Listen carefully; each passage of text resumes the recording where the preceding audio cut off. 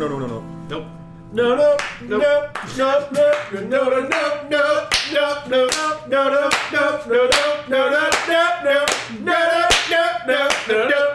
no, no. Nobody can do the podcast like I do. Nobody can do the podcast like I do.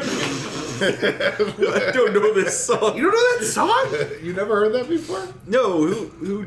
I don't know, some 60s band. I don't know, somebody. Hey, Yeah, we're live. So, yes. I'm glad we got that, Yeah. actually. Welcome back to the Dudecast. Woo! This is another fantastic Tuesday, and that means we are here doing the damn thing. On a Recovery Tuesday, we're here doing the damn thing. Yeah, seriously. Full on recovery.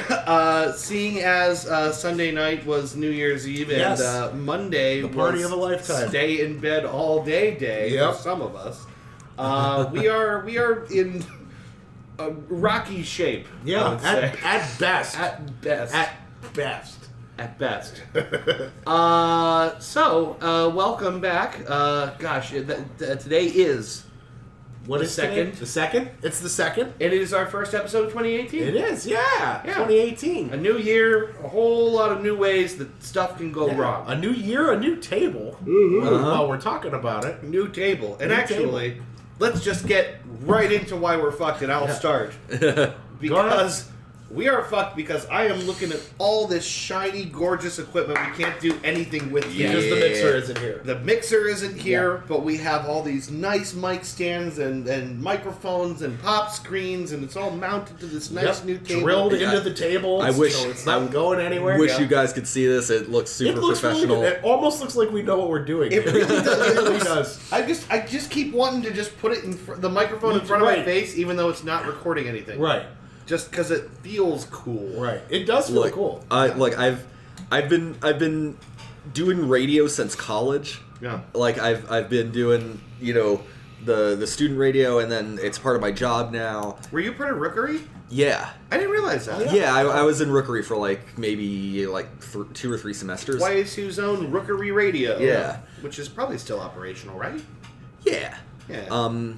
And then, combined with doing DJing stuff for the company I work for and the occasional dance party. Yeah. I'll tell you this. Sound setup is not as daunting as people make it out to be. It's it really is just it's what we've got here. Yeah. It's really not, there's nothing particularly complicated I about think it. there are certain audiophiles who will argue with you for days about the subtleties of Oh, sound. sure, but I mean, anyone who's listened to this podcast for what is now 31 episodes should know what I think about snobs. Right. Yeah, right. Well, and I consider myself an audiophile, but I've had cheap shit that sounds good. Oh, yeah. You know what I mean? It doesn't. This microphone, for example, is okay for what we're doing. Yeah. This is just going to be way better. It will be a lot better. And actually, better. this might be something for us to discuss off microphone, but I'm almost feeling like we should count next episode as the beginning of season 2. Maybe. Possibly. Yeah. We're starting off with some new equipment, new sound, new space, doing a little bit of changes here, so maybe the next episode should mark the beginning of our second season. Yeah, and wherein maybe, we do the damn thing with just a bit more panache. Maybe. Yeah, maybe. Maybe we'll have.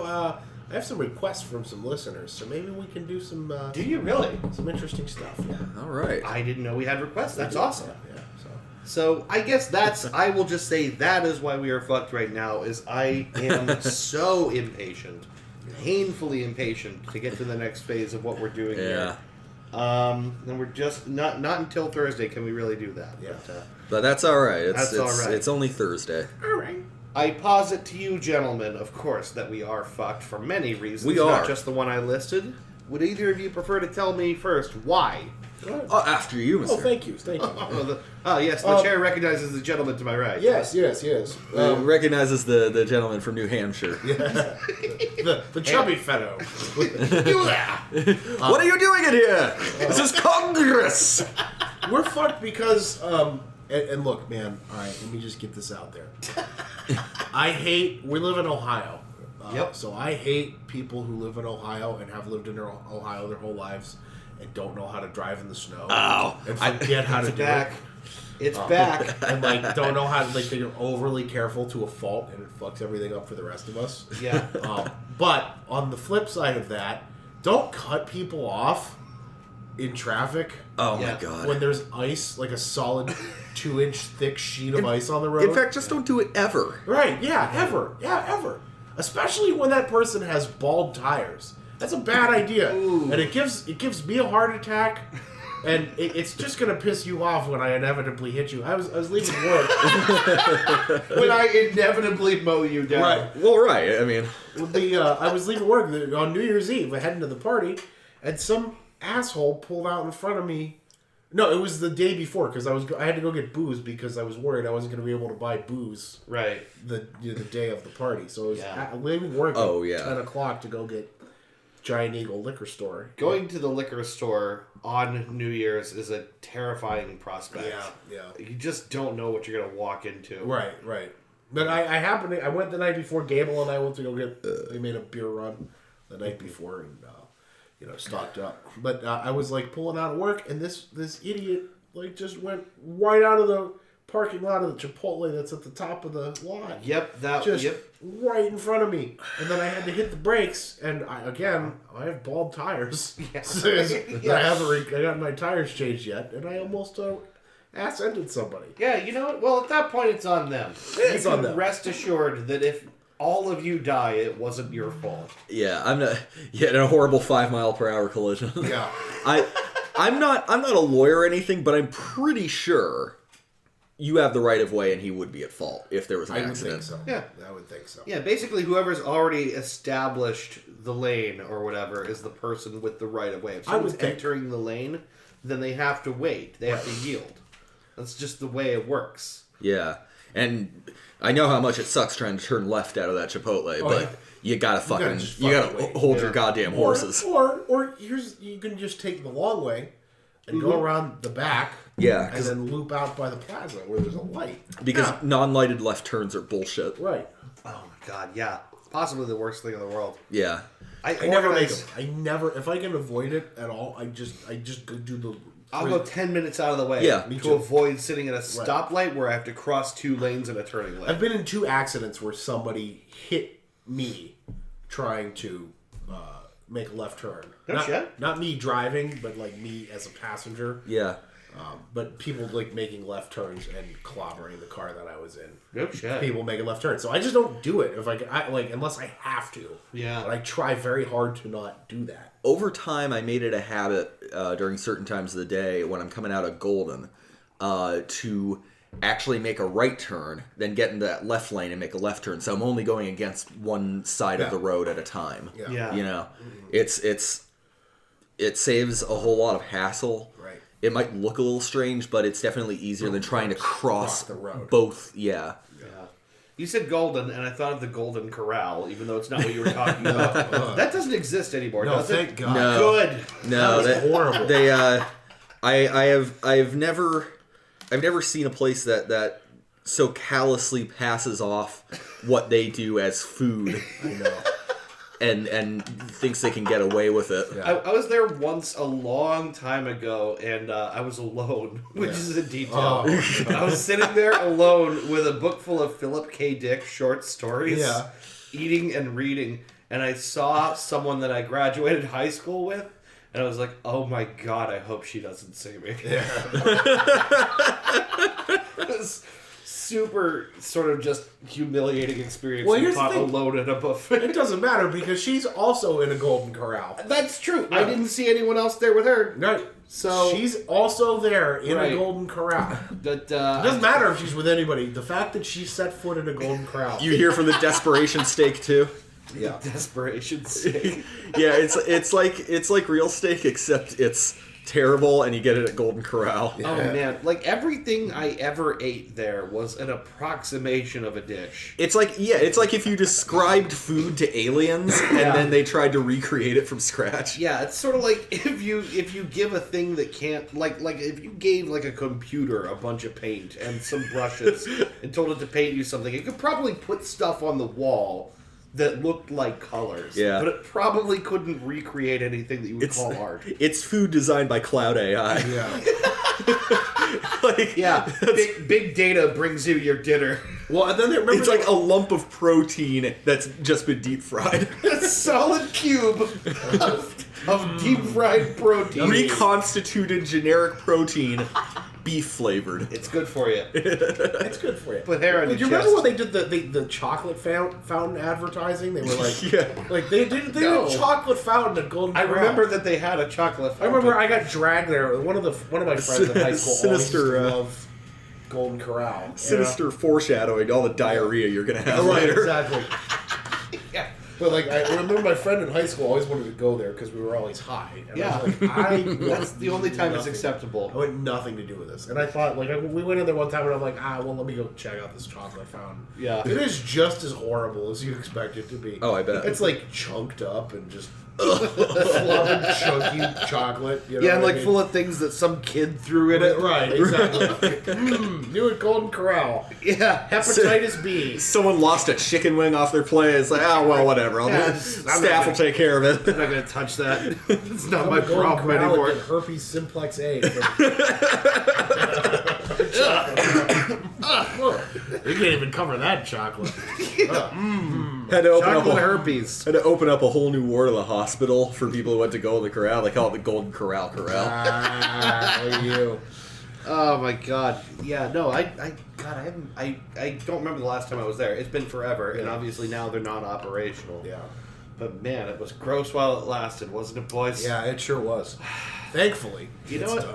The thing is, I hated myself for doing it, but I'd go, man. Yeah. Like, I knew exactly what kind of a piece of shit I was being. I missed the hometown buffet. Now, the hometown buffet, that was a respectable establishment. That was you can't even say it with a straight face. It's still just various wells of mac and cheese. Right. You can call it what you want, but it's what it is. Yeah, well, hometown buffet at least had the ruse of being clean. Yeah, it had this like pretend Amish thing that made you feel like it was Right, yeah. natural in some way. Listen, I love a good buffet. It's like, fat people love buffets. Oh, dude, I'd be at one right now if we weren't doing this. Oh man. Oh. In fact, In fact, We probably have time to do one tonight. nah. Just saying. What? We probably have time to do one tonight after. Oh, Just saying. maybe. How late's that Chinese one in Boardman open? oh man, Because that's the tits. That is the that best place is buffet. awesome. Me Oh, Chinese, me play Joe. Me give you diabetes.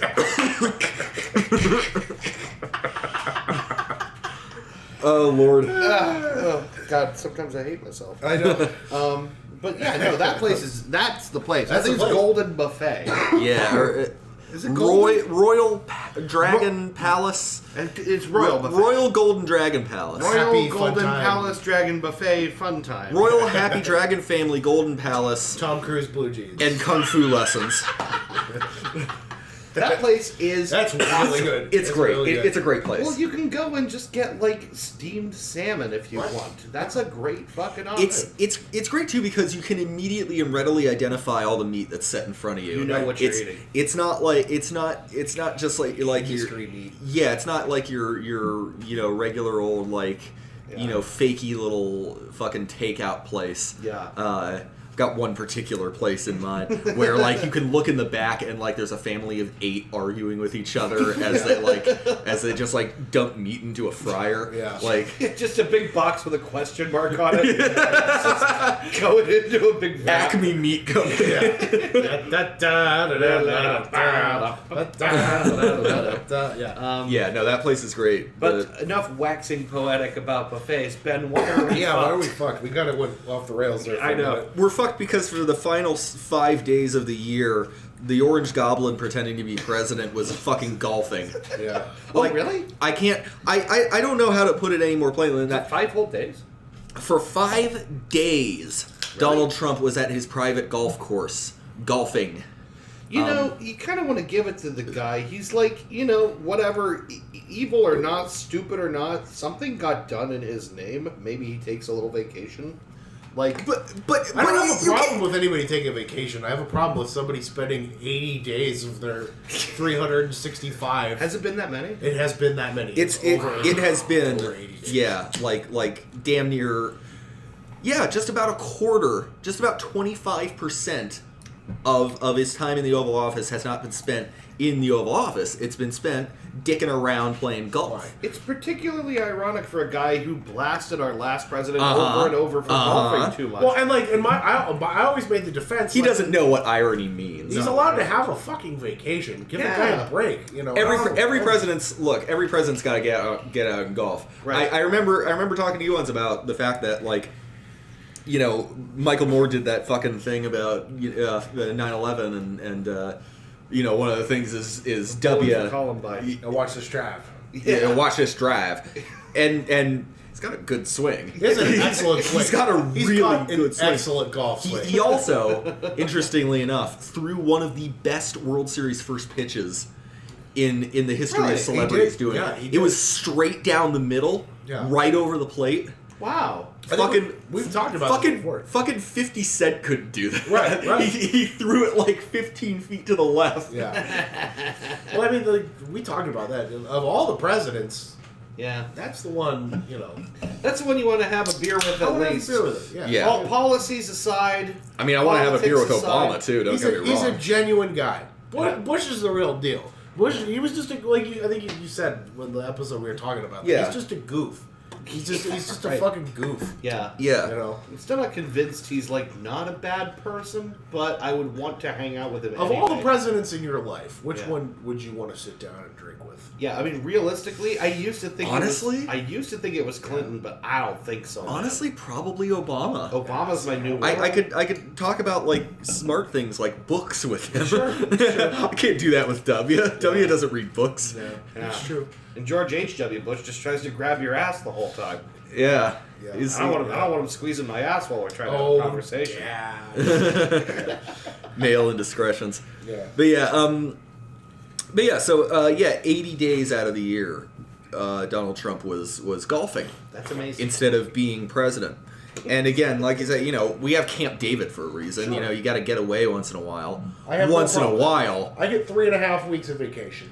But it's going to be 4.5 next. I think everybody should get. You should get at least 2 weeks of vacation. Everybody working in America full time should get at least 2 weeks. 2 weeks is probably a little light, but it's better than most people get. Yeah. Sure. He could at least put on the pretense and pretend that he actually wants to do the job. Right. Yeah. Right now he's not even pretending. Yeah, I don't know. The thing is, I wanted to give this guy the benefit of the doubt for so long. Yeah. Why? Because it's like you don't want something good to happen. Sure. And you want to believe that even people with maybe not the best motives can do something good. Well, but they can't. As we're learning. But they can't. As Mike Nelson of Mystery Science Theater once said, wish in one hand and crap in the other and see which one piles up first. Yeah. I've heard that before. Yep. I heard someone else say I'm that. I'm sure it's a common saying, but that was the first person I heard it from. It to me all the time. Yeah. Actually, it's my buddy Art that I work with said that to me recently. Yep. Yeah, wish one hand. Dad used to tell me that all the time. Yeah. Did you ever try it? No. Not lately. I kind of think we owe it the good old college try to do both and see what happens. Yeah. I don't know. Gosh, does that really wrap up why we're fucked? Yeah, I think so. We're kind of moving at a brisk pace. No, that's good. Well, we're usually way over, and then we're way too long. Yeah, we're sticking to the beat here. Yeah. So, all right. Well, we're going to take a little break here, and when we come back, we're going to talk about, I guess, Morpin and Dorpin. Yeah. I mean, barely. I don't know. I know. This is we're going light on the vices this week. All right.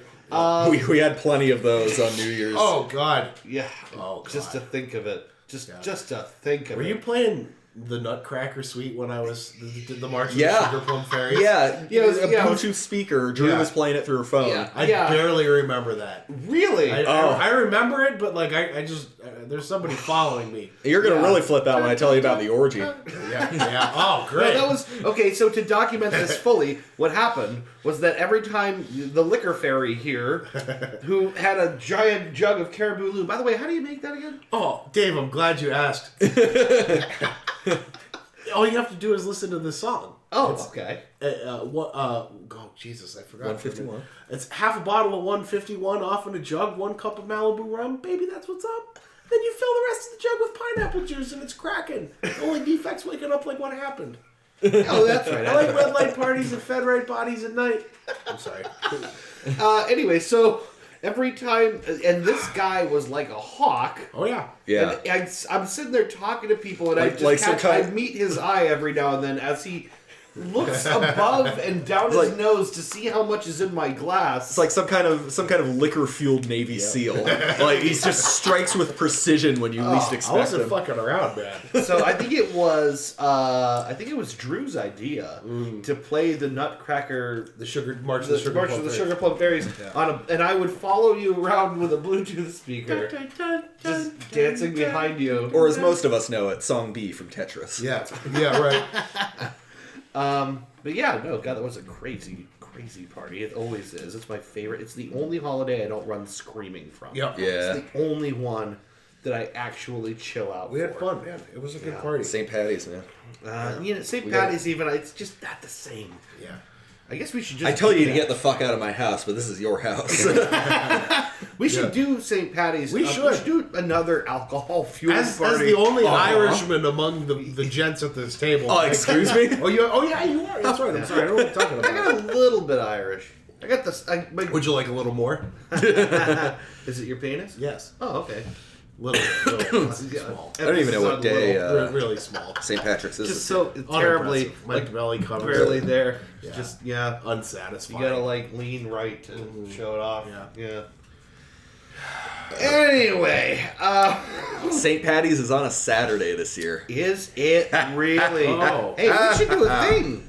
No joke. We should do a thing.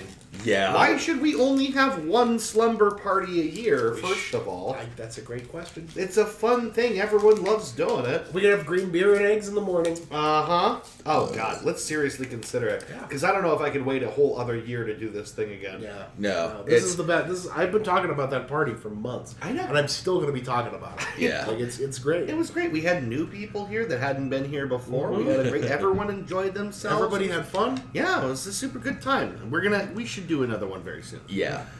So on that note, let us take a quick break, and we will come back with Schmorpin and Dorbin. Yes. Yes. Quite!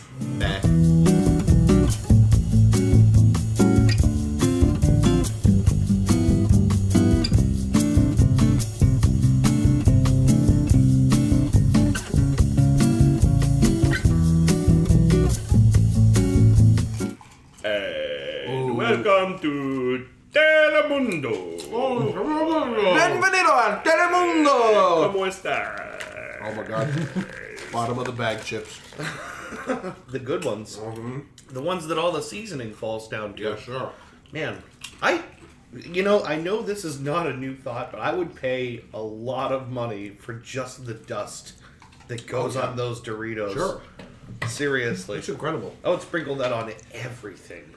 It's really good, man. Yeah, It's just a bunch of artificial flavorings and paprika. Yeah, more or less. Yeah. It's dried beaver anus. Just copious amounts of dried beaver anus, sea salt, and paprika and MSG. Shellac.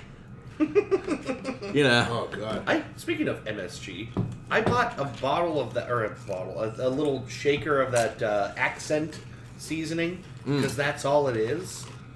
Yeah. And I was like, okay, I'm going to try cooking with MSG. Yeah. Because, everyone says it's real bad for you, and that's real awesome to me. And honestly, all the studies that said that, it fucked people up were, kind of curious, Right. I guess. Yeah, MSG by and large doesn't really have any effect on humans. Yeah, it's pretty innocuous and it tastes really good. So I bought it and I have had some experiments with it. And I gotta say, I think it does the trick. Yeah. I think it wakes up the flavor in your foods. I think it really does something. It doesn't really taste like anything. Like salt tastes like salt when you just eat it. That doesn't really taste like anything except a more amplified version of your own tongue. Right. Yeah. Which is weird. Yeah. Anyway, we are back. We are. And it is time to talk about what we're smurping and we're dorping. Yeah. If And, anything. Yeah, right. We are playing it light. We're in Full various recovery mode. Yeah, various stages of temperance for various different reasons. Yes. Yeah, right. I will open by simply saying that it is now, as of today, the 6th week since I quit smoking. Congratulations. Woo! And you had a cigar last week and you were fine. I had a cigar last week, I was fine. I will confess a little fuck up on the show. I had a moment of weakness, which didn't translate into anything, but it happened. I feel like it's better to be honest when stuff happens. Right. Keep yourself in check. Absolutely. Yeah. So, earlier this week I had someone over, and we were talking, shooting the shit or whatever. He was smoking, and I had an ashtray set out for him, whatever. And then after he left, I was looking at his cigarette butts in the ashtray, and I had probably about an eighth of a cigarette. Oh, man. I knew it was a bad idea as I was doing it, and I put it out before it was fully done. Yeah. It was a temptation. It was real. Yeah. But I think it was probably not a bad thing that it happened, because A, It tastes horrible. it did not taste horrible. Oh, really? It tasted amazing to me. It was incredible to me. But it exposed to me my own inner guilt. Yeah. It exposed to me, wait, I actually feel really bad about this. Yeah.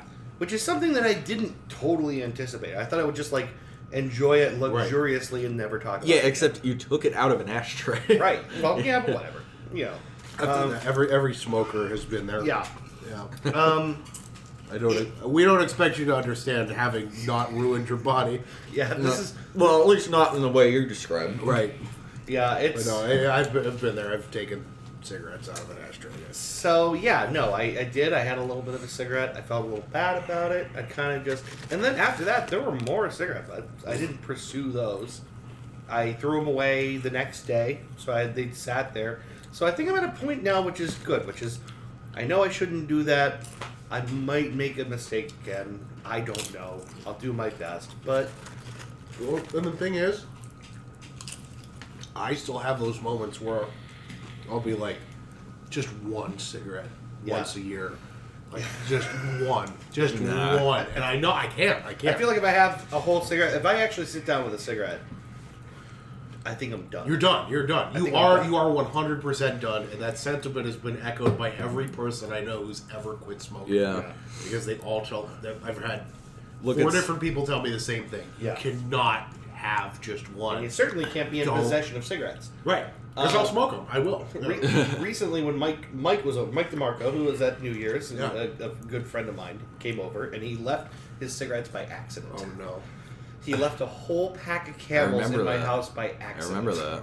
And I was looking at them, and I was alone with them for a night, and I was thinking about them, and the next day I told Christy when she came over, hey, so you left these here? Kind of like, I need an adult. Yeah. I need an adult. And the next day she said, should I take these with me today, or should I, leave them? And I was like, the fact that I'm thinking about it means you need to take them. Yeah. Right. It's no joke, man. It's a fucking addiction. It's insane. It's a fucking addiction. And not even just it's like part psychological and part chemical. Yeah, right? Because the nicotine absolutely plays a chemical dependency role. But the thing is, it's gone after, at the most, a week. Yeah. That's out of your system. Which is why I say there's a psychological. Right. Mm-hmm. I work. This woman at work was telling me she hasn't smoked in 12 years. Yeah. And she quit by for a few months. She would put a cigarette in her hands, but not light it. Yeah. She would just keep it in between her fingers and just kind of the oral fixation. Right. Surprisingly relaxing. Yeah. Just to hold one. Mm-hmm. That's something I've never. I don't think I can understand. Well, what I did for a while is I had the first time I quit, I made it a couple months there. I took McDonald's straws and I cut them to cigarette length. Yeah. And I put some cotton in the tip of one. A little piece of hay. Like a little piece of hay there in your teeth. A couple cool guys for your club. But I took a little cotton ball and I put it inside to simulate the filter, and then you just to give it weight basically. Yeah. And whatever you have to do. Right. It's just that motion that this. It's healthy for us too. Like the dangers of secondhand smoke are real. Horrible. Yeah. If you recall, Corey almost set me on fire once with a lit cigarette. She ashed into my coat pocket, and it started burning a hole in it. Yeah. That's the real danger. I could have died. Spontaneous human combustion. I could have fucking burned to death that day. Well, the thing was, I had a lot of ear infections when I was a kid. Yeah. And we know now, because you were putting cigarettes in your ear. Yeah, exactly. You can't light your dad's cigarette when he's not looking and just stuff it into your ear. Because if you do mistake. that, not only are you going to get an infection, but more importantly, you're going to burn the inside of your ear. People are going to make fun of you. Who knew? We didn't know the dangers. No. Being around secondhand smoke gives you ear infections, and that's something that in the 90s people didn't know. It's in children, especially if they're. Fuck, I didn't even know that now. Yeah. Right. Well, it's the thing, and then I had them constantly. My grandparents smoked. My aunt smoked. Yeah. Dad smoked when I was younger in the house. You know what I mean? But nobody knew. They grew up in the '60s when you could smoke in the doctor's office. Yeah. I kind of owe you guys a little bit of thanks, by the way, considering as A, you, Ben, have never smoked, and B, Chris, except for all those motherfucking cigars. Well, right, but you never smoked cigarettes, and Chris, you've been quit for over a year now. 2 years. 2 years. Well, I mean, 2 years and 3 months. Yeah. I tried a few times. I had 1 or 2 cigarettes in my lifetime. Mostly it's just like a social thing. Like, oh yeah, I'll give it a shot. And then I didn't get anything out of it. So I owe you the thanks for letting me shave the year off your lives that I did by smoking around you. There's no amount of time that you can shave off of my life that hasn't already been pruned by a sweaty guy in a hat and just an apron. That donut, take another week. Yeah. But anyway, that's what I'm not smorping. I got my e-cig in front of me. So I'm vorping. I'm vorping my. Vorping. I'm vorping this delicious blueberry e-liquid. I'm gonna start saying that now. Vorping. I'm vorping. Vorping and vorping. Vorping. Yep. And I'm drinking a tall glass of. This is Rolling Rock. I'm gonna have to go grab my Stein here once I'm done with this. Yeah. We got lots and lots of leftover beer and liquor from New Year's and gin and juice in the fridge. God, and all those limes. I know, and all those limes, and tonic. I got 2 bottles of tonic. We might end up at some point here having to stop and have a little mixy break. It's fine with me. Yeah, we might need to employ some of this in the off discussed LAN party / gaming night that we've been wanting to have some time. Yeah. Ben. Well, for probably for like the 3rd or 4th week in a row, I'm not schmorping anything. It has been a little while, hasn't it? It has. I kind of missed the Perla. But on my way here, I was just like, I don't know. Dave's got plenty of beer. Do I really want to just spend the money? Yeah. So I decided to be an unconscionable guest and bum some beer off of you, which is why I'm also drinking a tall mug of Rolling Rock. Yeah. Cheers. Happy New Year. Yeah, I'm gonna get in there in a minute. Mm-hmm. Which I guess brings us to you. I am not, for the first time I think ever on the show, I'm not smoking anything. Yeah, that might be the first time ever. It's ever. I think you get a cigar every single episode for the last last 31. Or the pipe. Here's the thing. 31. Yeah, 31. Yeah, well, I guess... Okay, so this is episode 31. Yeah. And that includes the Smorpin and Dorpin episode. Yeah, anyway, whatever. But, this is I quit smoking cigarettes 2.5 almost years ago at this point. It doesn't seem that long. It doesn't, but it's a little ridiculous. Yeah, it's crazy how time's going by. But yeah, this is my one night of the week to like drink beer and, have a cigar, which I can do comfortably now and not have to worry about, going back on my cigarettes. But yeah, I'm getting over a cold, which happened the day before the New Year's party. I was so pissed. I'd rather be sick on Christmas than to be sick for the. Gotta give it to you. You made it through New Year's like a champion. It did not show. It was a sinus infection, and it wasn't. Again, this is one of the advantages of not smoking. Yeah. It wasn't intense. It didn't last very long. I'm like today. I'm getting over it slowly. Right. I didn't get like a big respiratory problem. I didn't think to tell you until now. Your snores were epic. Were they? Oh, I'm sure. I'm sure. At one point, so as you know, you were left downstairs here to sleep exactly where you were dropped. Yes. Which was a good idea. Yeah. But here's the thing you don't know.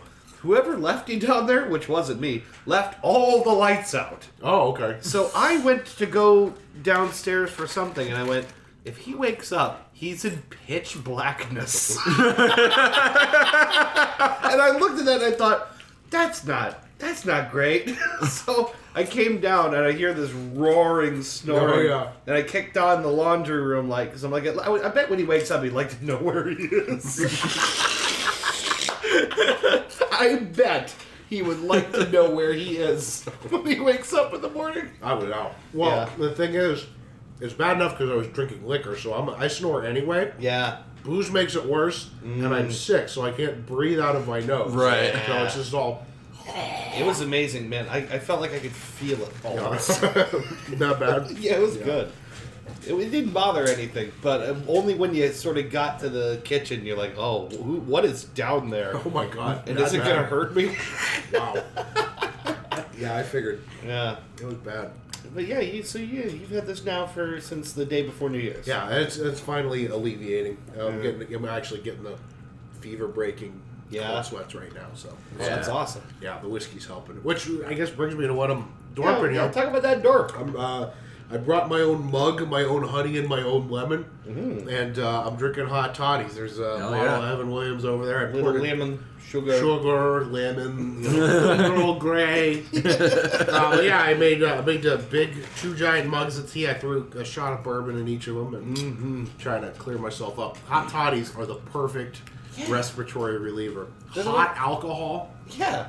Yeah. It just doesn't. I might do that later tonight. That just sounds nice. It's really good. You want to sip? Yeah, I do actually. Give it a shot. Let me have a little bit of that dorp. The older I used to just put a shitload of honey in my tea. Now I do a little honey and a lot of lemon. Yeah. And this is the perfect sick drink, right? Oh, the bourbon's not too overpowering, Your but it's still mixology there. is brilliant. Yeah. Oh, I love that combo. I don't know if you want a little blasty blast. I'm I don't alright. want to get you sick. But. Oh man, Yeah, I love that. I'm sticking with my Now the New like Year's is devil over. juice. I'm hoping to get sick. Yeah. Now the New Year's is over. You can. I'm hoping to get excuses to stay home. Well, now you can. Yeah, if you wouldn't mind hocking Invite the a lube, sick just- person into your home. Okay, well, I guess that brings us to our topic. Oh. I was up against the wall on this one. I honestly, I wrote down 4 topics here, and at least 2 of them are terrible.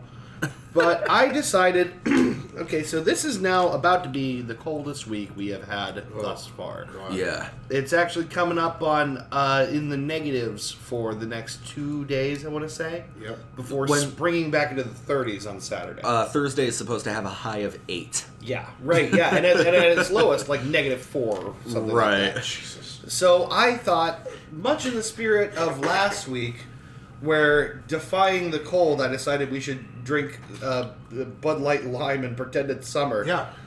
This week, I want to talk about summer fun. Yeah. All right. Specifically, some of the most fun you had as a kid during summertime. Sure. It's even more, I think, valuable now as sort of winter, cloudiness and depression sets upon all of us. To think about some of the most fun you had as a kid. Those times where you took off on a bike and no one knew where the fuck you were and it was fine. And you'd end up at some buddy's place and some kind of youthful indiscretion would happen or whatever. I want to talk about summer fun as a young, maybe middle school kid, what that meant. A young tot. Just a wee tot. You guys have never been to the house where I grew up. No. I don't know if you've ever seen it. I don't think so. Well, I saw your folks' place in Boardman, but I don't know if that's where you grew up. Boardman? Oh, my dad's place. Yeah, that's your dad's place. No, I grew up. My mom still lives there. Well, okay, actually, we first lived on the north side on Elm Street, and then not for too long. I was probably like 4 or 5, maybe. Too many nightmares. When what? Too many nightmares. Oh, on Elm Street. Dad. I thought you just meant because it's like a bad part of town now. But Is it? Is Elm bad? Yeah. And the north side's so weird. It's like every other street is different for some reason. It's bad. Yeah, the north side's pretty bad until you get to Liberty, and even then, it's still kind of it's not. But anyway, so I lived for most of my childhood in a house on Hillside in Canfield. Okay. Where is Hillside? Hillside's at that it's that intersection of 224 where it's at the Giant Eagle, the get-go. Oh, yes. Okay. I lived on North Hillside. Okay. And that was like my entire childhood. And I lived on the west side of that street, which means that my backyard opened up into Griesel Park. Yeah. Oh, really? So all you had to do was there were a couple little hidey holes you could go through, like through the brush or go under a pine tree or whatever, and you'd be in Griesel Park. I some of my earliest memories of summer were very unpleasant for several reasons, which is why I like winter more. I'm not just being like pessimistic for its own sake. I just mean like I developed a preference for winter because of many factors. Okay.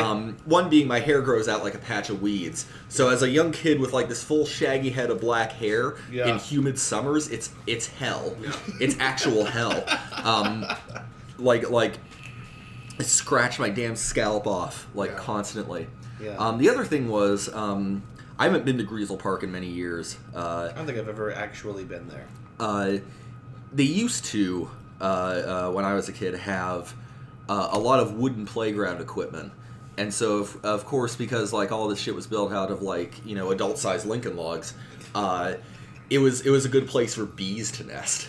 So during the summer, it was like the biggest jungle gym there. It was at the bottom of the hill.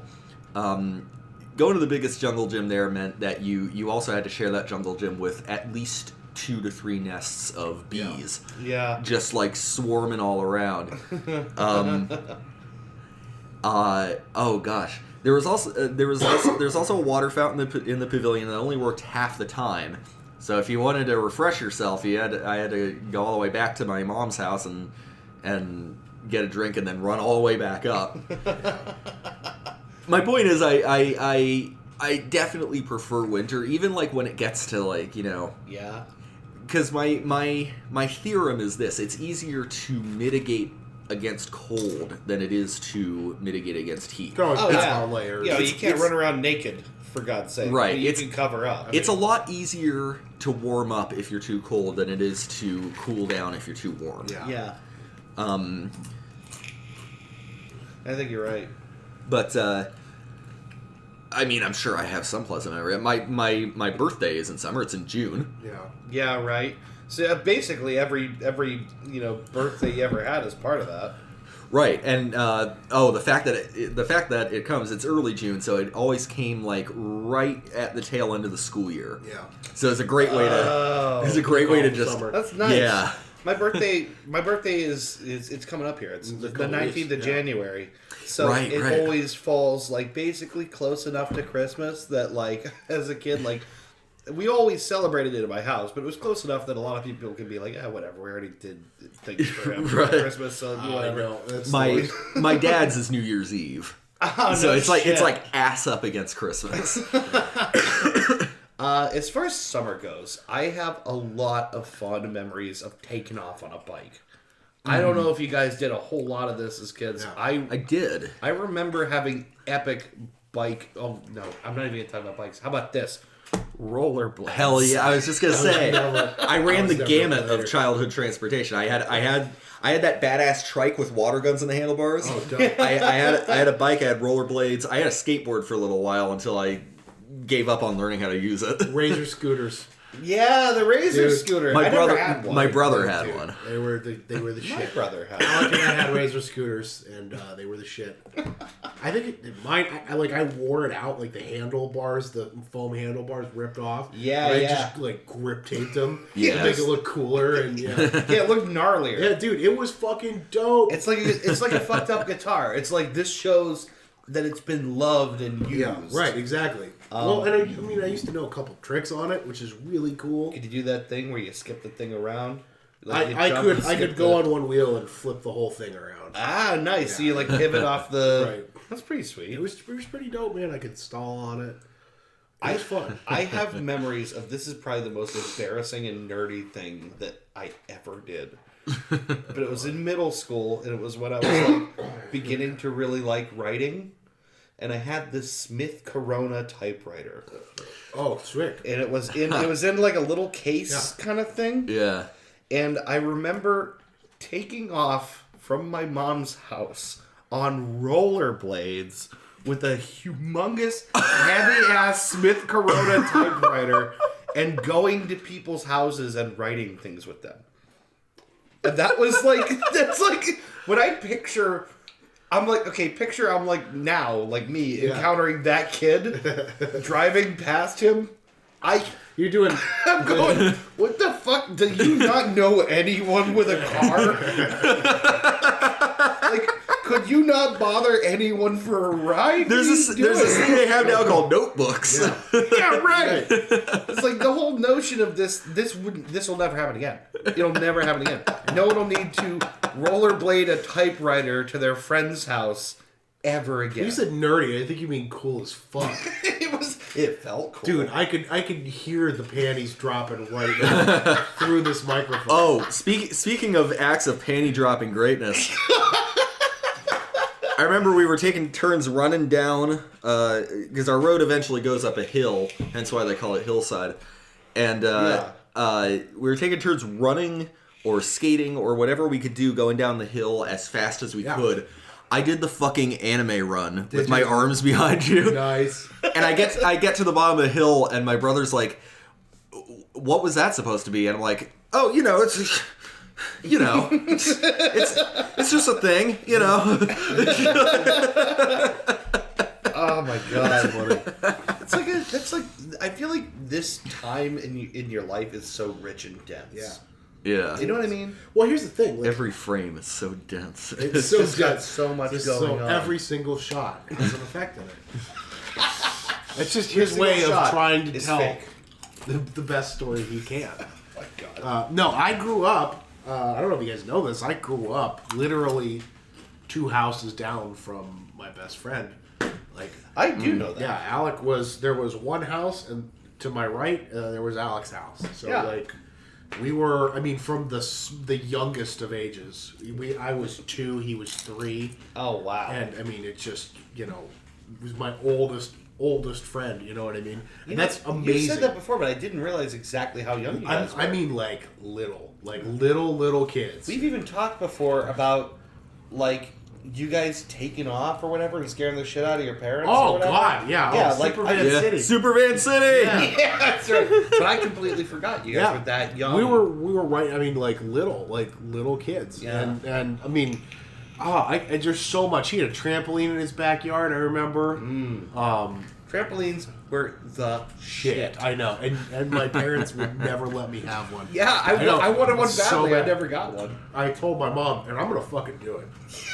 I told her, I said, I am gonna get a trampoline as an adult when I have my own house. I'm gonna jump on it and I'm gonna do backflips and annoy the shit out of you. You know what? And I'm still gonna do it. If you get a trampoline, I'll come jump on that shit. And I have bad knees and a bad We're back. gonna do it. I'm excited. You know where we gotta go is one of those fucking Slam indoor parks, yeah. indoor trampoline arenas. Yeah. Is slam parks they're called? We play slam ball. They put the basketball. Oh yeah, slam ball. Yeah. I did not realize it was called slam ball, and that is awesome. Yep. Yeah, oh yeah. It's the most 90s thing that I think Hell yeah. anyone has ever come up with. Basketball Come on, or slam. dodgeball? Can you imagine welcome to the gym. dodgeball on trampoline? Oh, that would be insane. Like Matrix dodgeball. Oh yeah. Oh my god. Yeah. I think the optimum strategy for that would be to wait until someone hits the peak of their jump so they're effectively standing still. Right. Yeah, but you got emphasis is on catching. Emphasis is really on Yeah. catching, not dodging. Yep. Changes the game. Yeah. Changes the game. Yeah. Wow. God. But no, Alec and I mean, we were like right next to each other, so I have so many memories of us just, you know, playing football or riding big wheels or you know, doing lightsaber fights in the front yard, you know? Oh, yeah. Big wheels, man. Like when you think back of riding around on a big wheel, like just that perspective of being this little kid with this giant wheel in front of you. My big wheel, I had a badass big wheel, dude. I had a fucking badass big wheel. Yeah. Mine all black and silver with racing stripes on it. Speaking of throwing footballs around, do you remember that Nerf football? I think it was called the Vortex. It had the tail and the whistles. Yeah, just like it would scream like a hawk when you threw it through the air. I remember my brother came back from the Marine Corps and he hurled one of those 8 houses down. Oh yeah. And you heard it whistle and it disappeared down the street. He just hurled this fucking thing straight down. See, I had the Nerf football that was like a regulation-sized football. Yeah. But it was yellow on the end and had like black spongy material on the tips. I know what you're talking about. So it was like the easy catch football. Yeah. It had the rubber sort of right. the grips there for the, you know, it was like a, what do we call them? Yeah. Like rubber stitches. Right. Kind of. So you could like and it was just foamy. You could squish it. Yeah. And it made you feel like Jerry Rice. Yeah. Like you could like because it was an easy throw football too, as it happens. Yeah, right. And it had some weight to it, so you could really hurl the fucking thing, and it would just fall into your hands. Yeah. So, Yeah. like, we were playing backyard football. We used to have a blast because Dad could throw me a bullet pass, and on a real football, it would hit me in the hands and then roll down. Yeah, the street. right. This thing would like boom. Like spiral into my hands like I'm Randy Moss and just Do you remember the first time anyone ever knocked the fucking wind out of you playing football? I do. I don't know if I remember How it, fucking but dangerous was it playing football with no goddamn pads? Tackle football. I remember landing on my back and going, "Oh, this is what they're talking about." Yeah, this is horrible. I had the kid next door to me was a couple years, like 5 or 6 years younger than me, and his name was Dakota. And I remember I was like 13 or 14. His name was Dakota? His name was Dakota. Oh, poor guy. Yeah. And Not bad. oh god, but he was like 5 or 6 years younger than me, and I remember he always wanted to play when he'd come outside. Yeah. And we played football one time in my backyard, and he tackled me. I was a big fat kid, right? He tackled me into the fence and like laid me he did, and I mean it was like a perfect like Ray Lewis tackle. He was just like right to the bread he basket. caught me. Yeah, like I was returning the kickoff, and he came up from the side and he wrapped. He had perfect form. He just wrapped me and planted me down, like drove it into the ground. Yeah. And I remember I got back up and I'm like, that was fucking awesome. he just nailed me. Way like, to go, me Dakota. out. Yeah. You sound way tougher than your damn name. Oh man, the highlight of my life, because I never played. I wish now I would have played football in high school because I would have loved it. Yeah. But the highlight of my athletic career, we were playing backyard football in the park, and we had enough people. Athletic career. Yeah. We had enough. Stop and put that in air quotes. We had enough people that we had 2 teams, right? Yeah. And we were splitting up into 2 different teams, and they had me running tight end. So I like went out for a pass, and I remember he's actually dead now, the kid who did it. But I went out and I ran a drag route, not a drag route, what's the word I'm looking for? Slant route? Not a slant. It was a crossing route. It was Yeah. a crossing route. So I was straight 90-degree left, and I came up on the corner. I shook my man. Yeah. I came up on the corner, and I went. This dude hurled the ball, and it was like 30-yard pass, and I went up for it, and I felt it. I did everything the way Dad taught me to. Oh, You yeah. put your hand up in the diamond, and I felt the ball slide into the crease in between my hands, and I tucked it down to pull it up, and I went up for it. So this Jordan Johnson. His name was Jordan Johnson, and he's short little kid, strong. He's built like an ox, and he hit me in the legs on the way down, and I flipped twice, Right. and then collapsed onto the ground and held onto the ball. And I remember I'm laying there going, "Ugh." Yeah, right. And everybody went, "Oh!" Man, I held on it's to like it. a moment of actual heroism. Oh man, it was great. Everybody's like, "Oh!" and I popped right back up.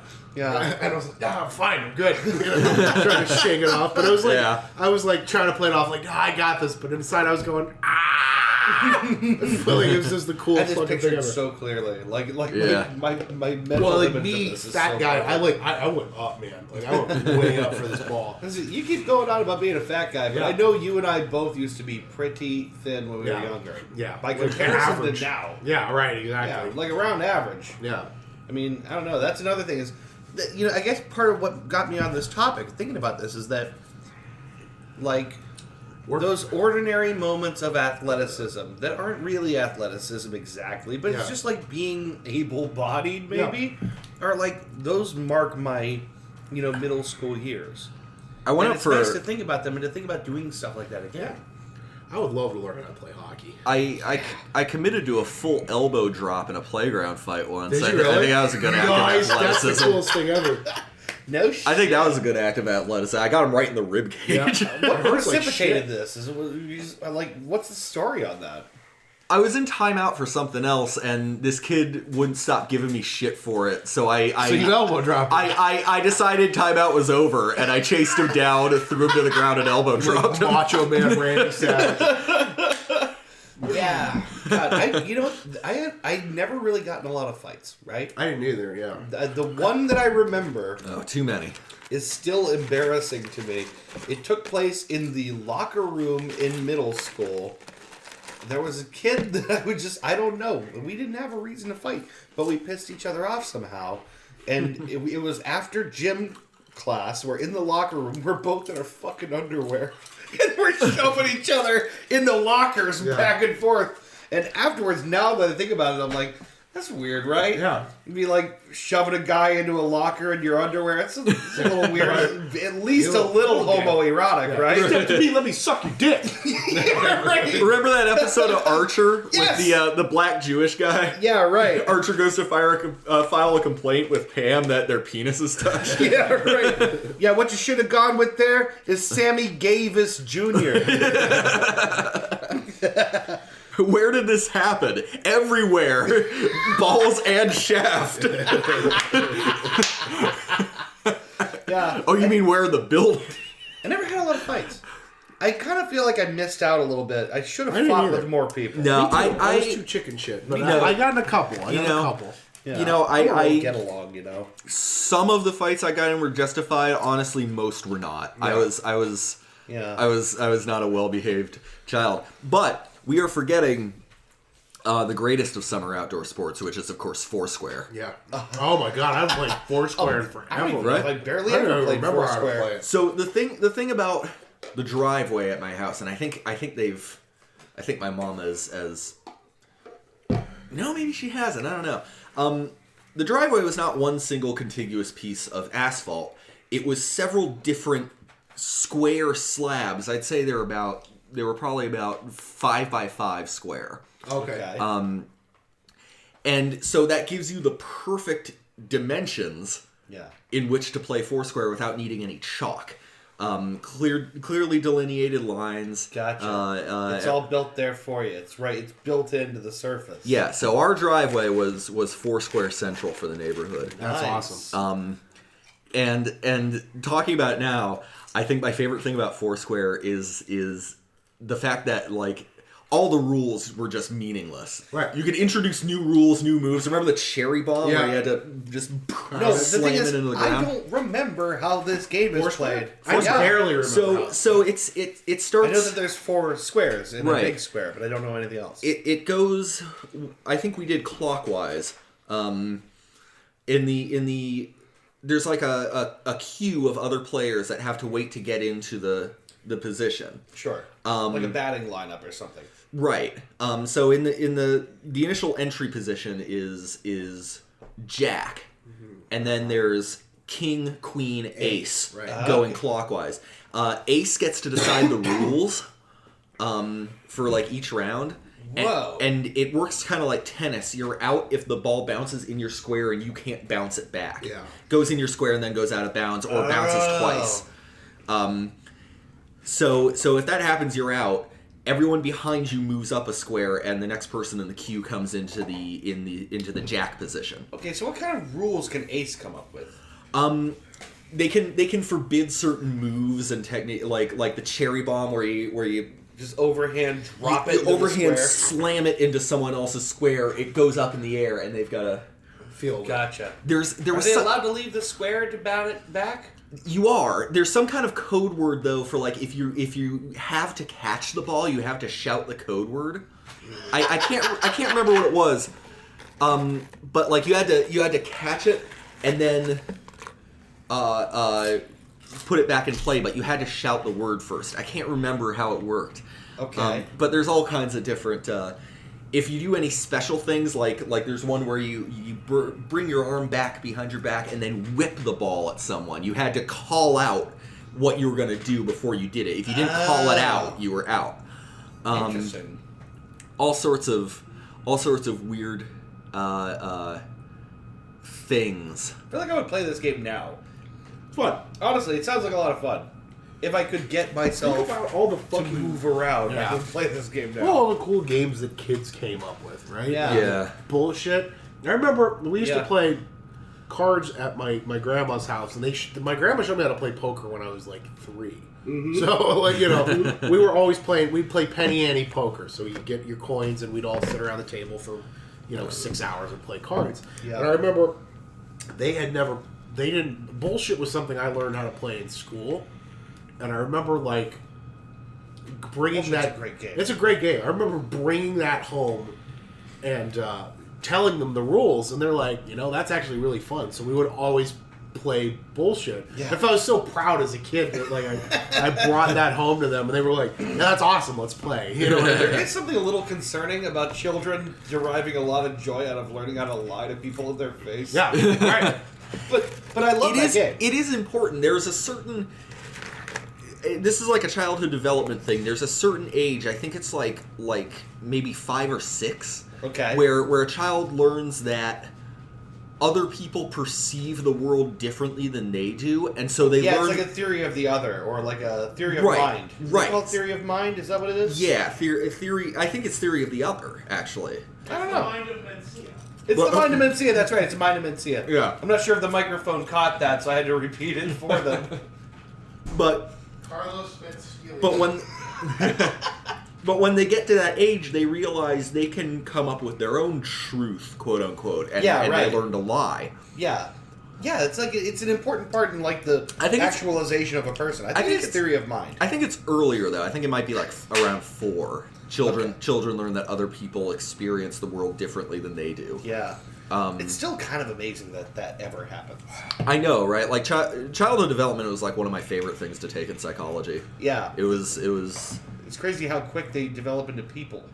Yeah. Do you need a place to put that right No, now? I got it. It's alright. I'm still here, guys. Okay. Just getting stuff out of the way. God, You guys want the rest of these chips? no, I'm good. I'm done with them.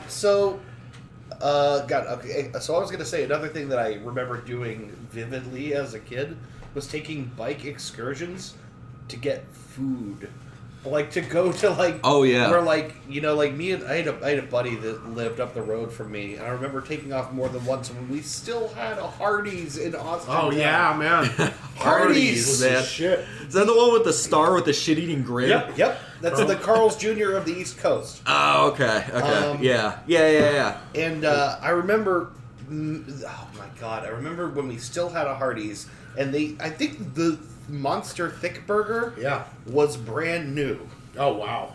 Or at least to me it was. The Monster Thick The Burger. monster. Are there any more beautiful words you could smash together I know. than Monster Thick Burger? I just had a Bacon Monster Thick Burger.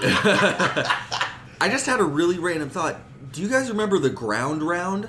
Oh, I love Ground Round. Oh, my God. It sounds familiar. I do not remember. You don't remember Ground Round? No. Oh, my God. What did they even... Was it like an Applebee's type thing? Kinda. It was... Like a chain restaurant? You know what it was? It was a Yeah. mix of like...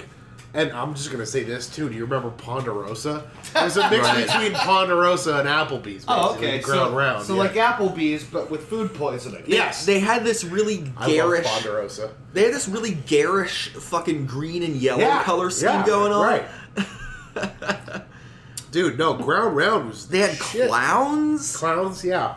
It was I'm not imagining was, that, right? They had like a clown. Yeah, it was weird. It's great. The '90s were a weird time, man. Think about it. Well, and I remember like in this area, the one restaurant that I always remember being really good, like we have now, it's just called something different, was Armadillo's, and which is now Barry Dingle's, right? Armadillo's Barbecue was is just Barry Dingle's. It's the same owners and the same recipe and everything. So let me tell you about motherfucking Kahunaville. Kahunaville. Oh my god, dude! I had my birthdays there for a few years because I love that place. Kahunaville was the shit, man. Like there's so many. It just like the gigantic video arcade in general. Jillian's was another good one. Right. Kahunaville, Jillian's. Dave and Buster's, I think, is Dave and Buster's has kind of the market cornered on that. Yeah. I'm just going to throw it out there. I had an ex-girlfriend who worked at Kahunaville, so I, a couple of times, got a buttload of free tokens. Yeah, can't beat that. And it was... You son of a bitch. Yep. That was a lot of fun. Yeah, that was the shit, man. All those places. Like, Jillian's was the one that I was at more often, because Jillian's had the bowling alley. Yeah. And then I remember thinking, man, when I'm older, I'm going to come here and drink beer. Yeah. And then it closed before I could do that. Yeah. I was so sad. I remember the day I discovered Jillian's closed. I was walking around in the mall with not a thing to do and went, I'm going to pop over to Jillian's. Yeah. And I walked over to see the door closed and locked and the lights out. And I went, no! How could that fail? How could that business fail? Because at that point, I'm still like a young guy. It's all right because B-Dubs is there now, B-Dubs and that's just about as fun. Is that what's there now? Yep. Yeah. Yeah. No shit. Yeah. B-Dubs just got bought. I'm sure you guys read that, right? No. By who? B-Dubs was recently purchased by the same holding company Disney. that owns Arby's, EA. Arby's and Wendy's. Bum, They are both owned. bum. They're both owned by the same company, and for some reason, someone decided to buy B-Dubs. So Holding companies are such a weird thing to me that like some corporations that I assumed were independent are actually like with a shitload of other places under the umbrella of like some jackass in Germany or something. yeah, right. Well, I read a recent one that was kind of surprised me. Did you know that Aldi's is something called Aldi Nord? Aldi Nord. But Aldi Sud is Trader Joe's. Oh, okay. I did hear that. I had no idea. Trader Joe's is the shit. Basically, it's like Whole Foods for people with actual like budgets. Yeah, right. Exactly. I mean, like, there's the cool thing with Trader Joe's is you could go into their butter aisle. And they have a whole aisle of just butter. I was gonna say, did you say butter aisle? Jesus. From all over the world, like you get butter from Italy. It's the coolest shit. Let me just stop you there. I'm all right with just butter. Yeah.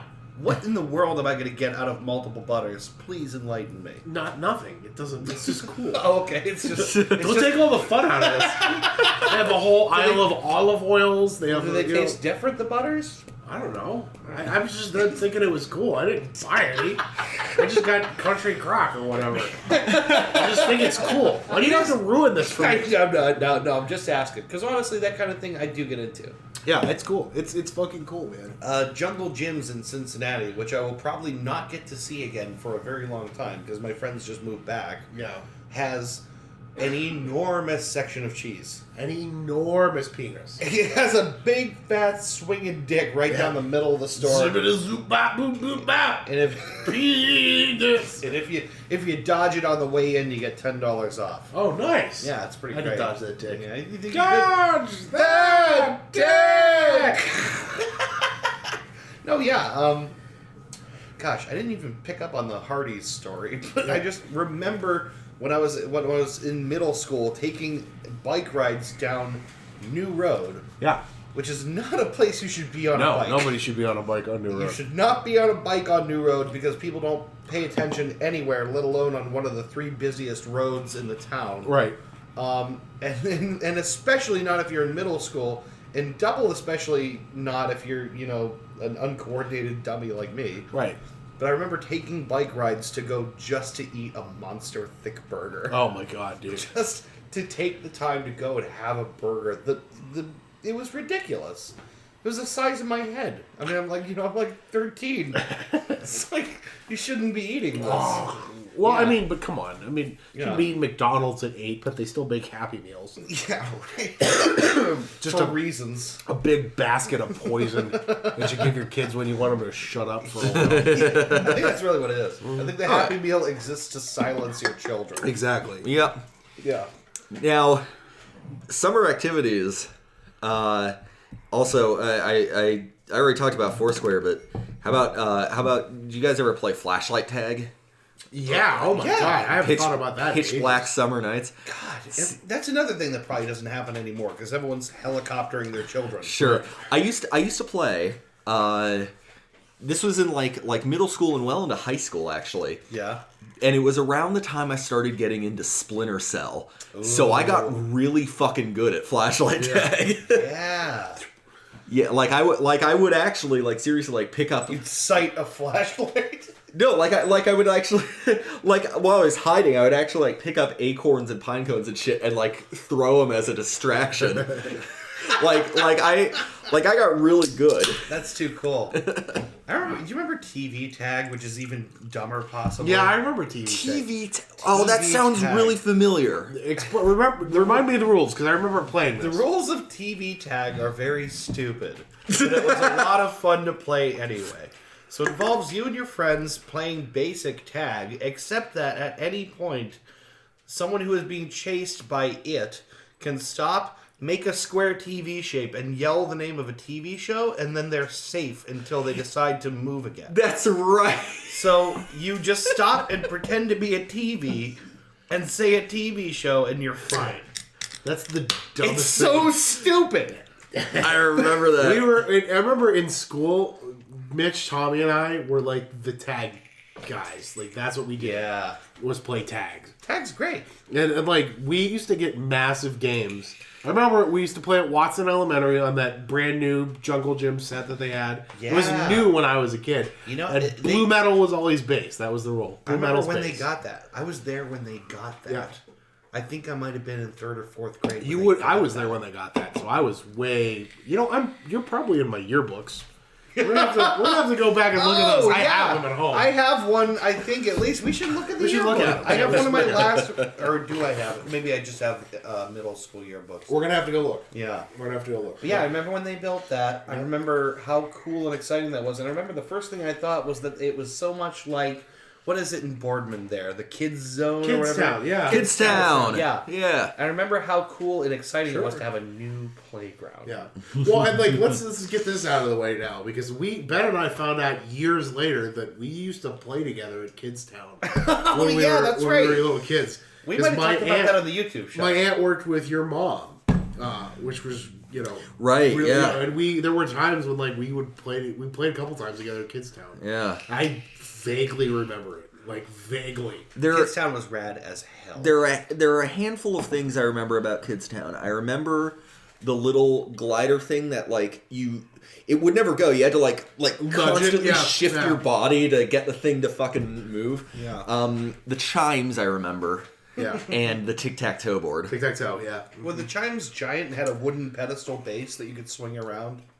No, they were like these metal pipes that you had to pick up a metal bearing and it would swing down and bang against the thing. God, I guess I don't remember. It made a really nice echoey kind of just a full sound, I guess. I was all about the tire swing, man. The tire swing. Yeah. I remember that. That was my shit.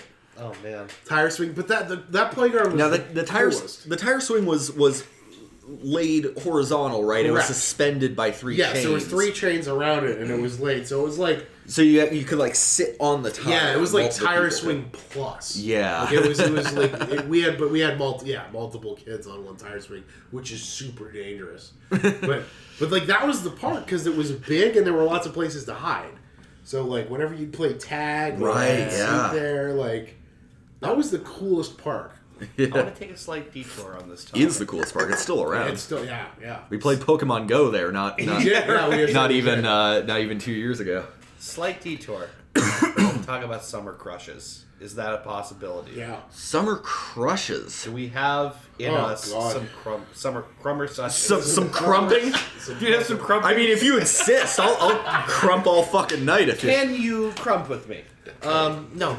Is that like dabbing but stupider? I think it probably is. I don't know what the fuck it is. Look at my I'm crump. too old now, man. I'm 30. I don't know what crumping is. This is crumping. Is that what it is? Yeah. It's like half of a touchdown symbol and half of a roughing the passer symbol. Is that actually what it is? Look at my crump. No, crumping... Crump. No, crumping You is like... demonstrate the crump. That's the crump. That's the crump. Oh, wow. Yeah. Look So at my it's a crump. touchdown celebration. Yeah, you gotta kind of... But more white. More. Imagine you're trying to shake a stray bit of soap off of your taint, Okay. and that's Without using your hands. right, and that's crumping. My shower's too small. I just can't picture this. I'm Yeah. sorry. Yeah. Well, you just gotta get in there. You really just gotta get in there. Get in there. Get in there with the mitt. Come on, buddy. That's why the Swiss invented loofahs. Summer crushes. So, oh god. I remember my first girlfriend lasted one day. Oh, Yeah. How old were you? It was in middle school. I want to say I was probably, it's hard to say, probably 12, I'm guessing.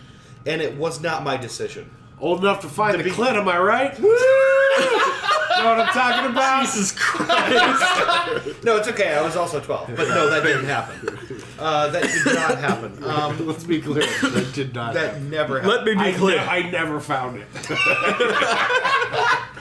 No, it was my friend's cousin, who was also a friend of mine, decided that we were dating. Oh, cool. It was like during the summer, it was like that time period where like, okay, so it's the dead of summer, someone's got a pool, so everyone naturally goes to that person's house all the time, and you're hanging out with people way past dark, and you get everyone on a bike, that kind of thing. You know? And this girl who, I thought she was cute and all, but I didn't say anything because God forbid I should ever admit that to anyone ever. Right, why would you? Why would you ever let someone know you have feelings? Right. You're a man. We don't do that. No, we don't do that. Not even at 12 do we do that. Nah, especially not at 12. No. So she decided we were dating, and I remember being like, yeah, okay, but like in my heart I was like, oh my God, I have a girlfriend. What if she kisses me? So it lasted one whole summer. Like the next day was the duration of the relationship, and it's funny because years later I just remembered this. For years after that, clear up through high school, and if I saw her after, she'd go, hey boyfriend, not boyfriend, hey old boyfriend, or hey kind of boyfriend. I can't remember what she called me. She had like a thing that she'd be like oh hey, like almost boyfriend kind of thing. And I'd be like, oh hey, sort of girlfriend. I can't remember what we called each other. But it was one whole day that it was like we had a big pool party and everyone was hanging out, and I didn't do anything with this opportunity. I didn't even hold her hand. I was so nervous about it, 'cause I was a kid. And then at the end of the day, she broke up with me, I think. And I was like I didn't even have Probably enough because time. you didn't hold her hand. Yeah, probably because I didn't hold her hand. Yeah, or kiss her on the cheek or anything. Yeah. I did nothing. I just struck out. Which is like, no, I got a real man now. It's It's like some 35-year-old. Some bro. Some like Jack dude named Todd. Spike. He's got a holographic Charizard. Yeah. Ooh. Oh, yeah. That's spiked hair, alopecia. It's like little specks of gray. What's up, nerd? Hey, babe, what's going on? Who's this clown? He like shows up lifting, like just crawling out her. Yes. Yeah. Just lifting kettlebells, shotgunning a keystone. Who's this little girl you were just dating? Yeah, I'm Todd. Yeah, what's up, bro? Todd. You might want to take a couple steps back, all right? I'm so good at 7th grade, they asked me to do it 20 times. Anyway, yeah, no, but I remember like that summer romance thing being so. It just consumed you. It consumed me. I do not. I do not, yeah. I didn't know I was in high school. Really? Well, let's go high school then. Like the crushes that didn't turn into anything. Oh, God. just the falling in love as a young man. Yeah. And not knowing what to do about it. Yeah. There was a time in HTML class. HTML class? I had an HTML class. That's sick. I decided I liked the girl sitting next to me, and I introduced myself and offered my hand for a handshake, and then never spoke to her for the rest of the fun. It's so perfect. That's perfect. Okay, see ya. That's funny. Well, nice doing business with you. Yeah. Oh God, I wonder if I can find her. I can't remember her last name. I sat down next to this girl in typing class. Okay. And we were friends. I was actually friends with her. Mavis Beacon isn't a real woman. No. I was just talking about Mavis Beacon last night with Christy. I was like half asleep and I'm going, who decided Mavis Beacon's in charge? Like, I was like falling asleep, but it just went through my head like, Mavis Beacon, who says she types the best? Why is she in charge of who types good? Oh my God, I'm sorry. I just read a tweet from Donald Trump that I'm going to have to read you guys. Brief detour. Sorry. What is it? This is fucking scary, man. North Korean leader Kim Jong-un just stated that the nuclear button is on his desk at all times. Will someone from his depleted and food-starved regime please inform him that I too have a nuclear button, but it's much bigger and more powerful. You're kidding. But it's a much bigger and more powerful one than his, and my button works. No, this isn't a real tweet. It's a real tweet. This isn't a real tweet. It's a real tweet. Oh my God, it's a real tweet. I know, man. Welcome to that episode of the Dude Cast in which we contemplate nuclear holocaust. You know what my favorite summer memory was when Bill Clinton was president. Yeah, you remember that? Remember that? The worst thing he ever did was jack off on somebody's dress. Remember that? Shoved a guitar. He shoved a guitar. I'm sorry. Did you just say he put a guitar in someone? I guess that's why they call it blues. I guess that's why they call it the blues. He's shoved a guitar in Monica Lewinsky's pussy. She's walking around the next day with the fucking peg head sticking out her mouth and her torso shaped like a guitar. Monica, It was different. wild night last night, huh, Monica? Real talk, I kind of think he's an asshole. But setting that aside, that's terrifying. Yeah, it's really scary. That tweet is very terrifying. Yeah. So back to things Anyway, that don't involve nuclear holocaust. Yeah. No, it was, I can't remember her name. It was Brittany something. Yeah. I can't remember her name. I sat next to her in high school. She's never going to listen to this, but I had a huge crush on her. I went so far as to get her phone number, but never told her that I had a crush on her. Oh, really? And I'm pretty So you, sure. asked for the phone number? Yeah, I asked for the phone number, and she was like, "Yeah, sure." Yeah. And that was probably, I was so fucking shy and afraid to do anything when I was in high school. As we're obviously Right. Right. Well, and it wasn't until my junior or senior year where I tried. Yeah. And I failed. The first time I asked somebody out, they were like, "Oh no." And I remember when it was like one of those things where it's like, okay, ow, but it's okay. You know what I mean? I had to talk myself down from the ledge. And then college was way different. Yeah. College was way different. Yeah, right. College- We figured out how to do it. Yeah, once you figure out how to do it, it's great. Yeah, once you figure out how to actually approach people and be a human and Col- put your pants on normally. Yeah. And, College is kind of where you learn that I think in high school, everyone's got this preconceived notion that adult life is going to be all neatly categorized and the future's laid out for you, and that's where the cliques come from, and you classify your friends by what period you know them from. And then, in college, nobody cares. Right. Yes. It's a beautiful moment of self-redefinition because you've actually spent, 18 years figuring out what you are and are not. Sure. But you haven't let anyone know that yet. Right. And then all of a sudden you get taken to a place where only a handful of people actually know who you are. You don't care about most of them. You get to define yourself. You get to reintroduce yourself to the world. Right. That's exactly what I did. I could go to YSU and not be, the crazy autistic kid who got into fights all the time. Yeah. You know, Because you don't have a history at college. I don't have a history of college, so it took a while. It took a while for me to get comfortable with, like, you know, interacting with other people, but it happened, and it happened a hell of a lot easier than it ever would have in high school. Sure. Yeah. And see, I was very lucky in high school because I, like, between 8th grade and then my freshman year of high school, like, in 8th grade, I was like, fuck, you know, like, I started letting my hair grow and, you know, started wearing, I was trying to be as punk as I could be at the time, you know, like, that was my goal, was trying to be punk. And, I was lucky when I got to high school, I had friends who, you know, because I was a fucking awkward kid too, like, I would have had a horrible time, but I had friends who, the bad kids, the potheads, you know what I mean? Like, who took me in, and like the friends who would willingly crack somebody's head if they hurt me. You know what I mean? Yeah. You know what I mean? Like that loyalty that just. Yeah. I needed that. You know, you need like a small family, like a family of your choosing. And I was cool because of those people. Like, I got to be cool in high school, which is something that a lot of people don't get to have.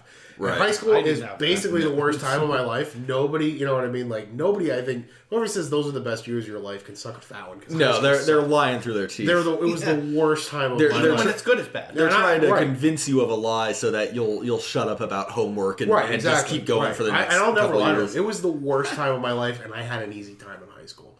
Like, I think, like, Trisha had a horrible time in high school. Yeah. I know you had a rough time in high school. You know what I mean? Like, I can think about how lucky I was that I had friends there who had my back and made me cool. Yeah. You know what I mean? And, like, saved my life in high school. Yeah. You know, and also I got tons of great stories now from so.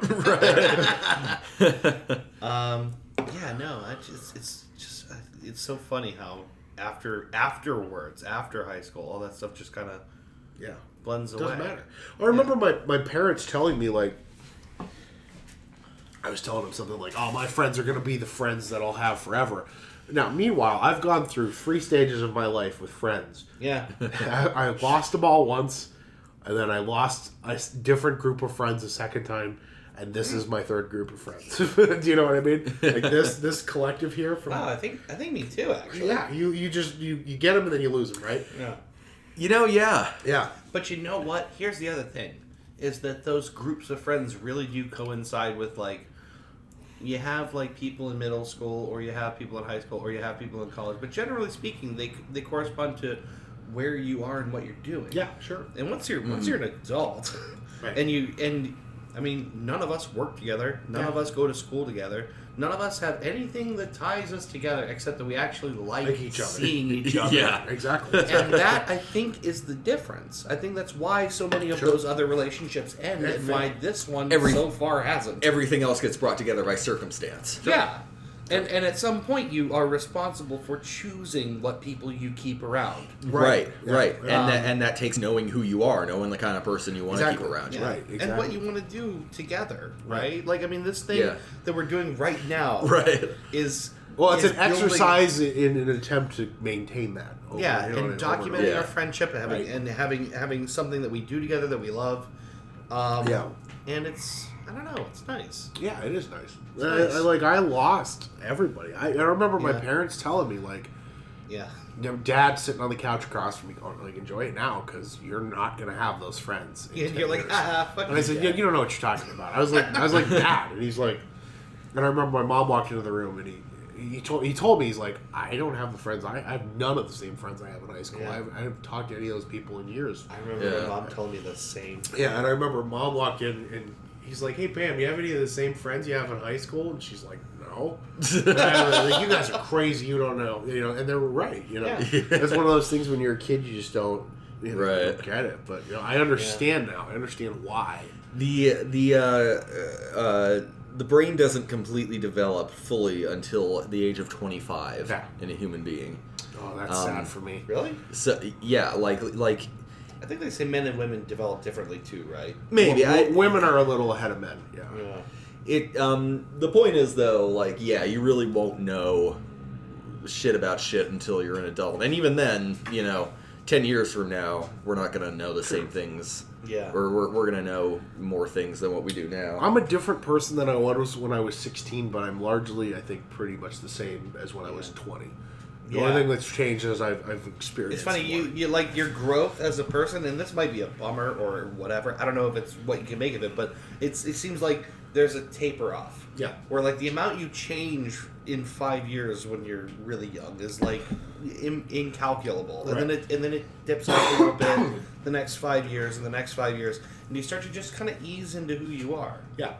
Yeah. And at some point, you're not going to radically, completely change unless some circumstance makes you. Sure. What about kickball? You mean as far as personal development, or as far as just what about kickball in general? What about kickball? Yeah, kickball's great. What fun things to do in the summer. Yeah, no. Well, God, I don't think I actually played a lot of kickball. No, I did play roller hockey. And we talked about this. I never got the chance. We talked about wanting to do this so many times. Yeah. I don't know. I don't know if I can shell out the money it would cost for size 16 roller skates. Yeah. I don't think I could afford to do it either at this point. But man, wouldn't it be nice to find now one thing that you maybe did or would have done as you know, like a younger person, someone in middle school. Like, what's the thing that you would want to do now? Oh. Again. Do you know what I mean? That I did in like middle school? Yeah, like if you're gonna look back at like, okay, what that kid thought was so cool, what's still cool to you now? Oh man. Jesus. Not Jesus, but it's Jesus. Our Lord and Savior.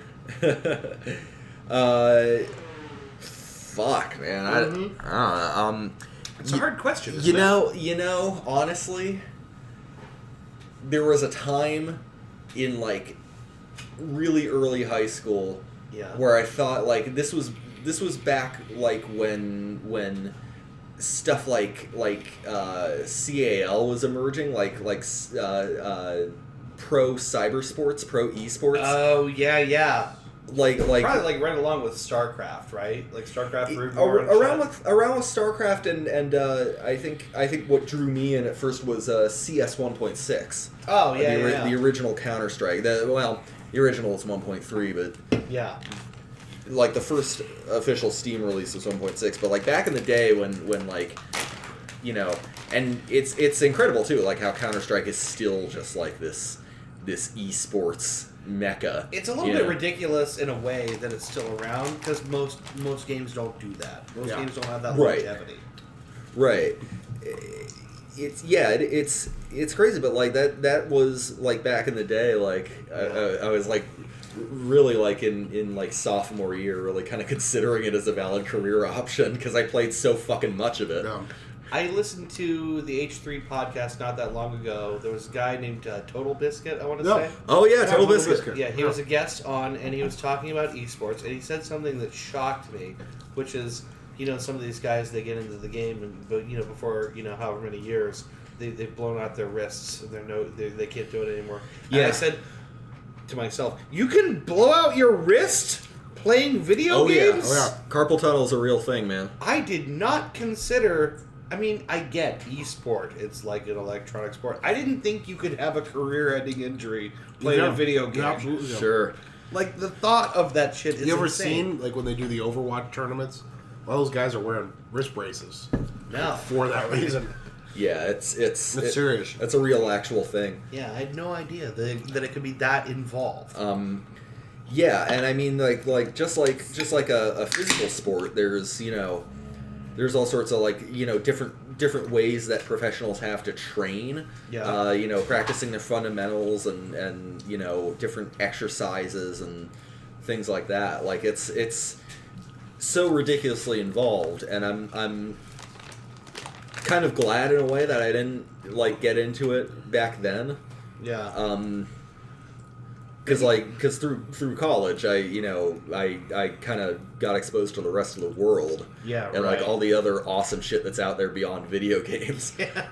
But I can see the appeal of that. Like even me as well. Like I wish in a way I'd gotten better at games and made it a thing. Yeah, it still holds an appeal to me. It's why I continue to play shit that frustrates me sometimes. Yeah, right. But because I like the thrill of winning that much more, you know. Yeah, you have a very healthy attitude towards competition. I think even more so now than you did a year or 2 years ago.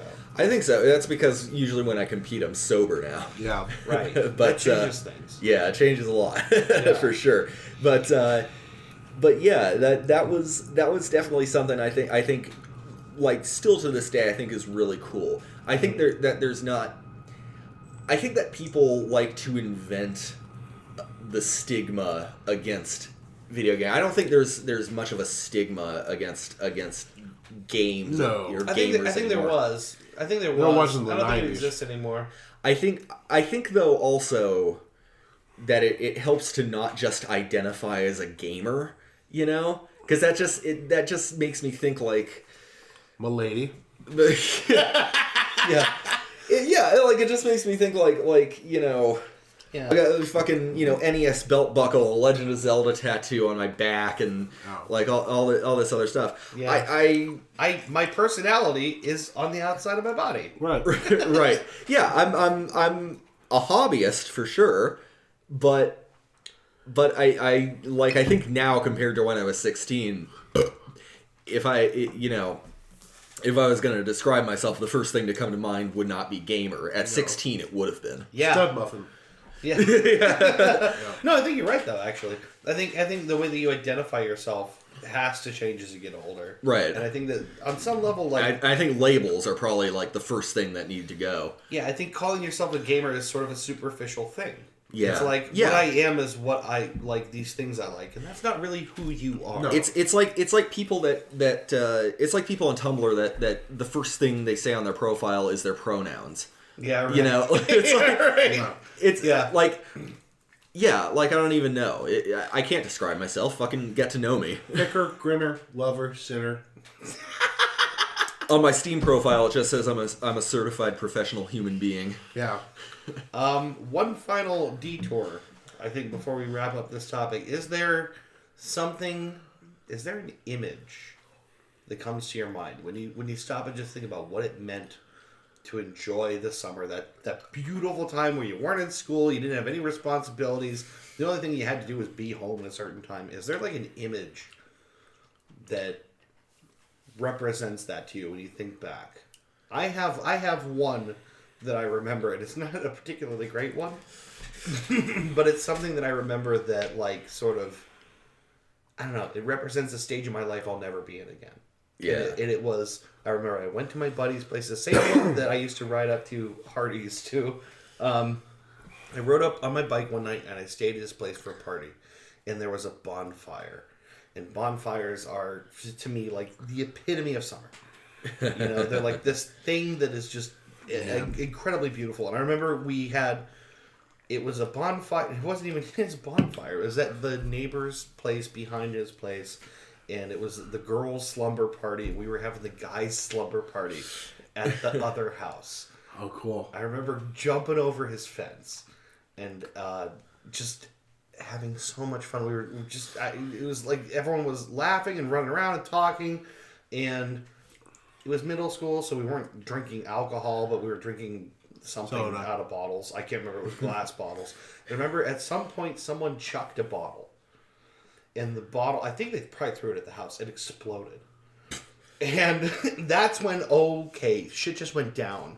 And you better hope you have your story straight and you're where you're supposed to be and your mom knows you're there and all this shit because someone's about to get in trouble. Right. Like now. Yeah. I remember jumping over the fence and then jumping over another fence. And I remember running and hiding in the bushes alongside the girls' slumber party house.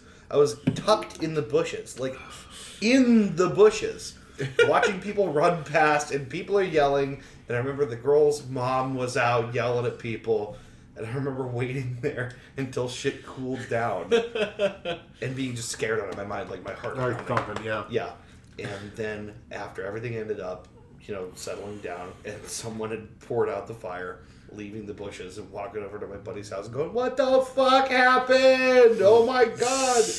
And that for me was summer. It's like mild mischief. Yeah. By nightfall, when you weren't at home, and like exploring a bit about like teasing out being an adult. Yeah. Getting in just the littlest bit of trouble and seeing how you can handle it. See, because now you just go, fuck you. Yeah, right. There's like exactly nothing would happen. Now, if that happened, I'd be standing there going, "What? I didn't throw a bottle at your house. Yeah. So Fuck off, lady. bitch at someone else." Yeah. I have as much a right to be in your daughter's backyard as anyone else. Hiding in the bushes. No, but yeah, exactly. I assure you, I'm on the level. That wouldn't happen anymore. I'm thinking for me, it's sleepovers. I think. Yeah. I remember my friend Mitch used to have a big sleepover for his birthday every single year. Yeah. And we would get loaded up on Pepsi and stay up all night. Getting hopped up on that Mountain Dew. Yeah. We would stay up all night and just be mischievous. Yeah. And, sleeping over at Alex's house. I remember the first time. Okay, so here's a clear one. Yeah. It was like the first week of summer. And we sat down. We had a sleepover at my house. And we sat down and beat Halo on Legendary. Yeah. I was 11. He was 12. And, he stayed the night one night with the express purpose of playing through Halo on Legendary Co-op. Yeah. And then beating it. I remember you told me about We this. beat it. I still remember the high five. I had my bedroom, and then right next door I had, my playroom. Yeah. And, that's where we would sit on these little beanbag chairs and just played Halo. On the shitty TV. And I remember... This is right back when TVs were... square and 27 inches. Yeah.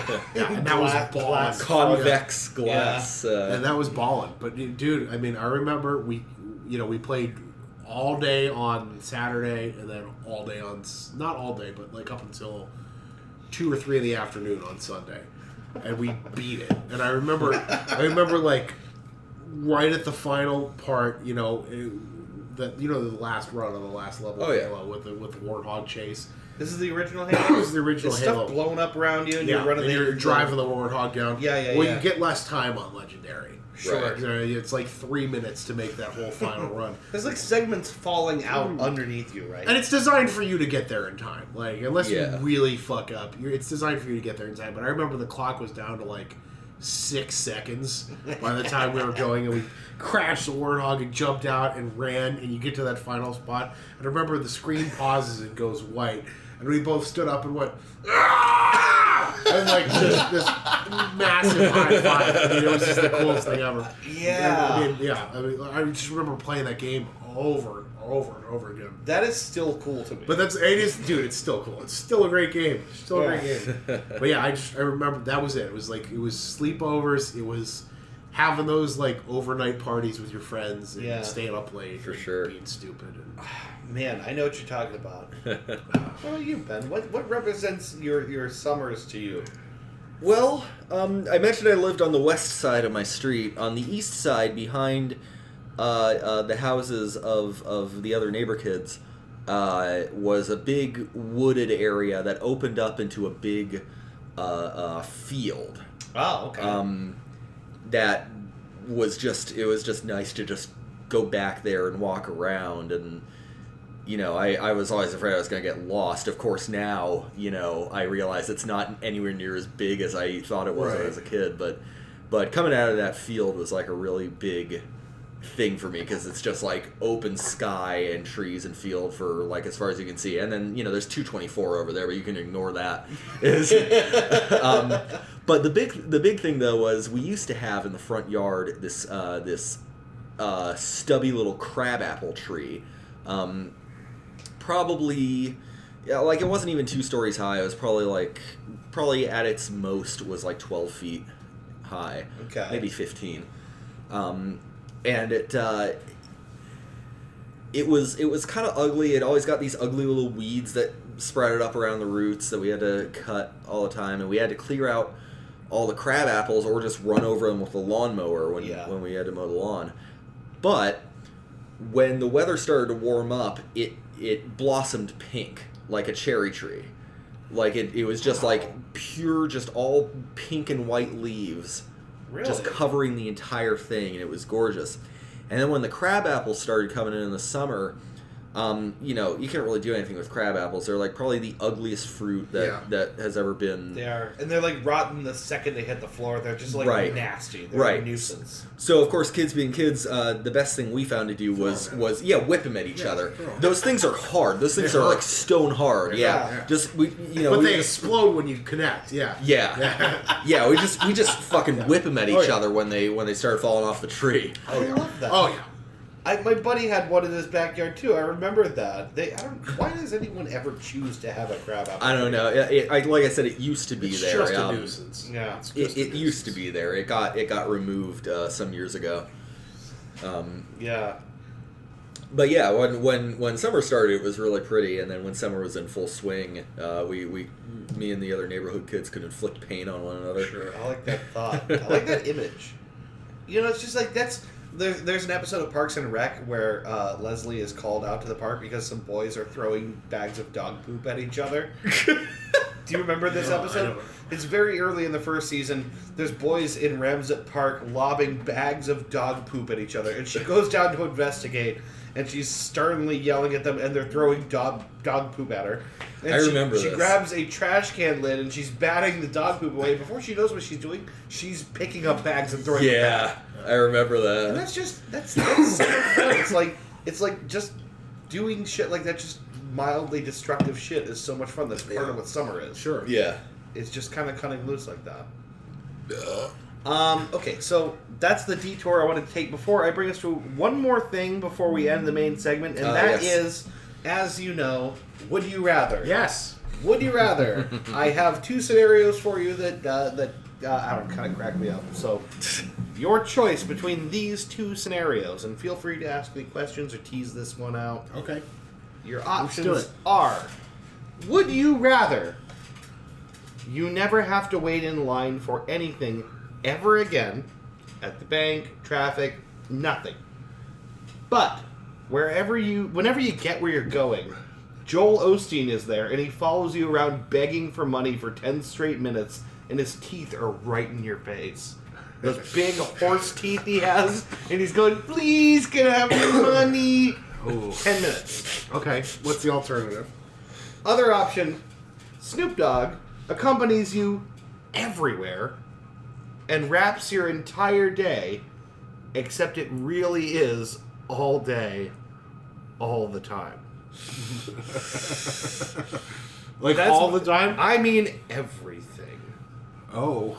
Everything that happens, embarrassing or cool, he sees it all. He's like there all the time.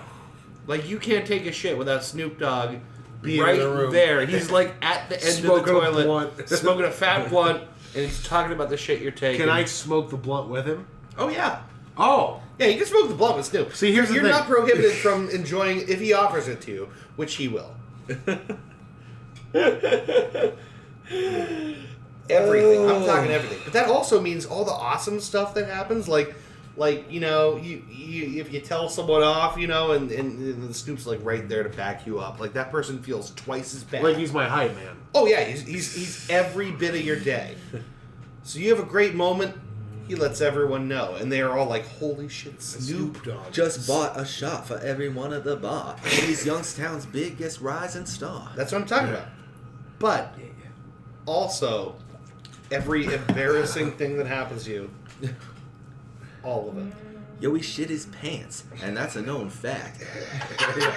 Yeah, and he's not nice about it either. He's gonna be like, "Yeah, you shit your going pants." down his back." Right. Again. My name is Snoop, and he's taking a poop. But then, alternative scenario, you never have to wait in line. That's right. I mean, anywhere. At the grocery store, you don't have to wait. Can I punch Joel Osteen? You're allowed to do whatever you have to do. It's only 10 minutes, and in that 10 minutes, you can fight. You can hit him with a bat. You can do whatever. Oh. But what's going to hapen is he's not going to go, "Stop hitting me." He's going to go, "Please, can I have money?" He's just going to keep going. And people around you can see this. So you're the guy that beats Joel Osteen with a bat, like, all day long. Like That's you're like great. kind of a villain in the community. So every time I have to wait for something, he's going to show up. Every I just time you get realized there, the every time you gravity. get there. I just realized the gravity of that. You wait in line at the bathroom at a bar. You wait in line at the grocery store. I wait in line at a red light. Wait in line at a red light. I'm talking traffic. You can breeze right through that. So that changes things because that's a lot of. And there's a lot of waiting. You're of probably OC. going to end up hitting him in the mouth, or not hitting him, but you're going to be followed by Joel Osteen at least like 5 times a day. Okay. On average. So every time that there's a scenario where I would otherwise be waiting. Yeah.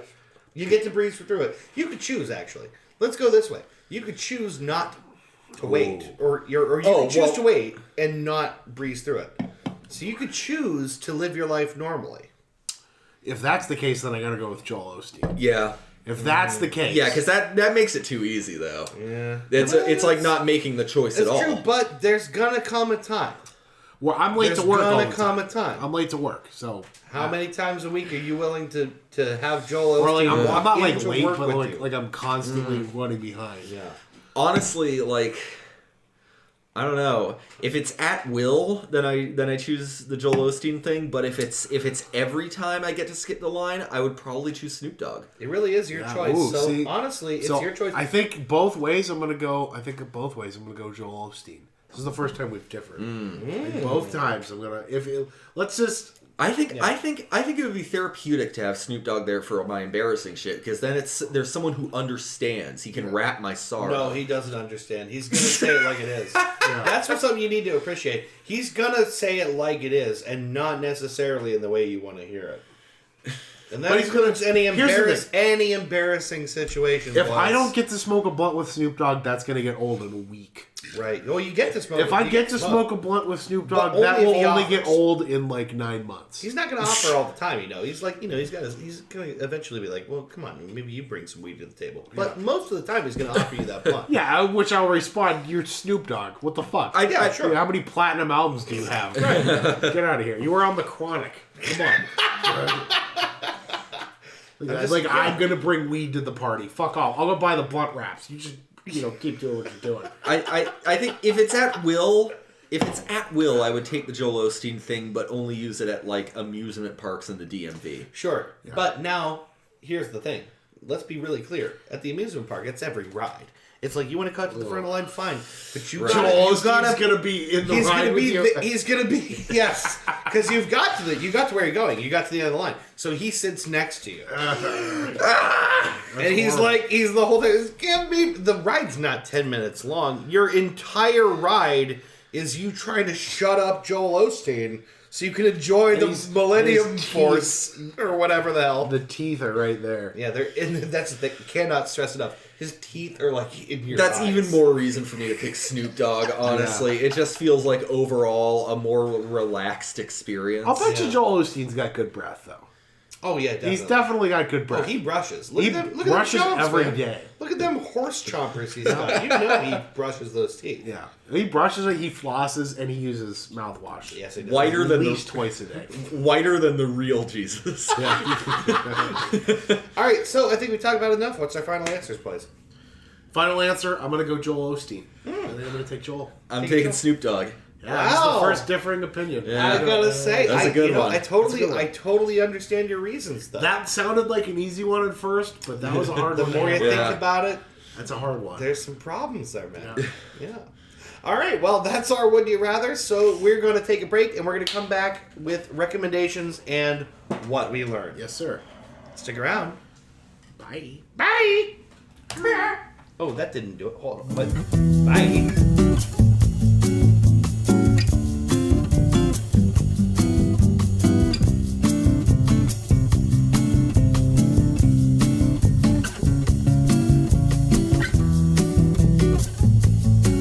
Welcome back to the show. Yeah, buddy. We are all Yeah. still here. We are, yes. I'm writing shit down. Preparing. Yeah, that was a nice conversation. Yeah. I really like thinking about nostalgia. Yeah. Nostalgia is one of the few things that actually really just warm my heart and bring me out of whatever stone golem I've turned into. I like anytime I think about like these nostalgia topics, I always think about like the skills we have that the generation immediately behind us doesn't have, or immediately ahead of us doesn't have. Yeah, like, yeah. Like, you know, like being able to use a phone book, read a map, you know, fucking, you know, use a touch tone or rotary telephone. But like, again, to like talk to this specific topic, there was a time when you could be 14 and your parents kind of knew where you were but couldn't call you. Yeah. That stopped happening.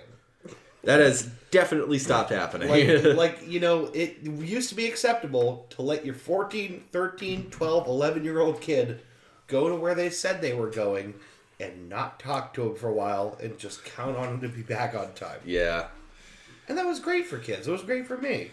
And then the Byers family had to fuck everything up. Yeah. The fucking missing kid.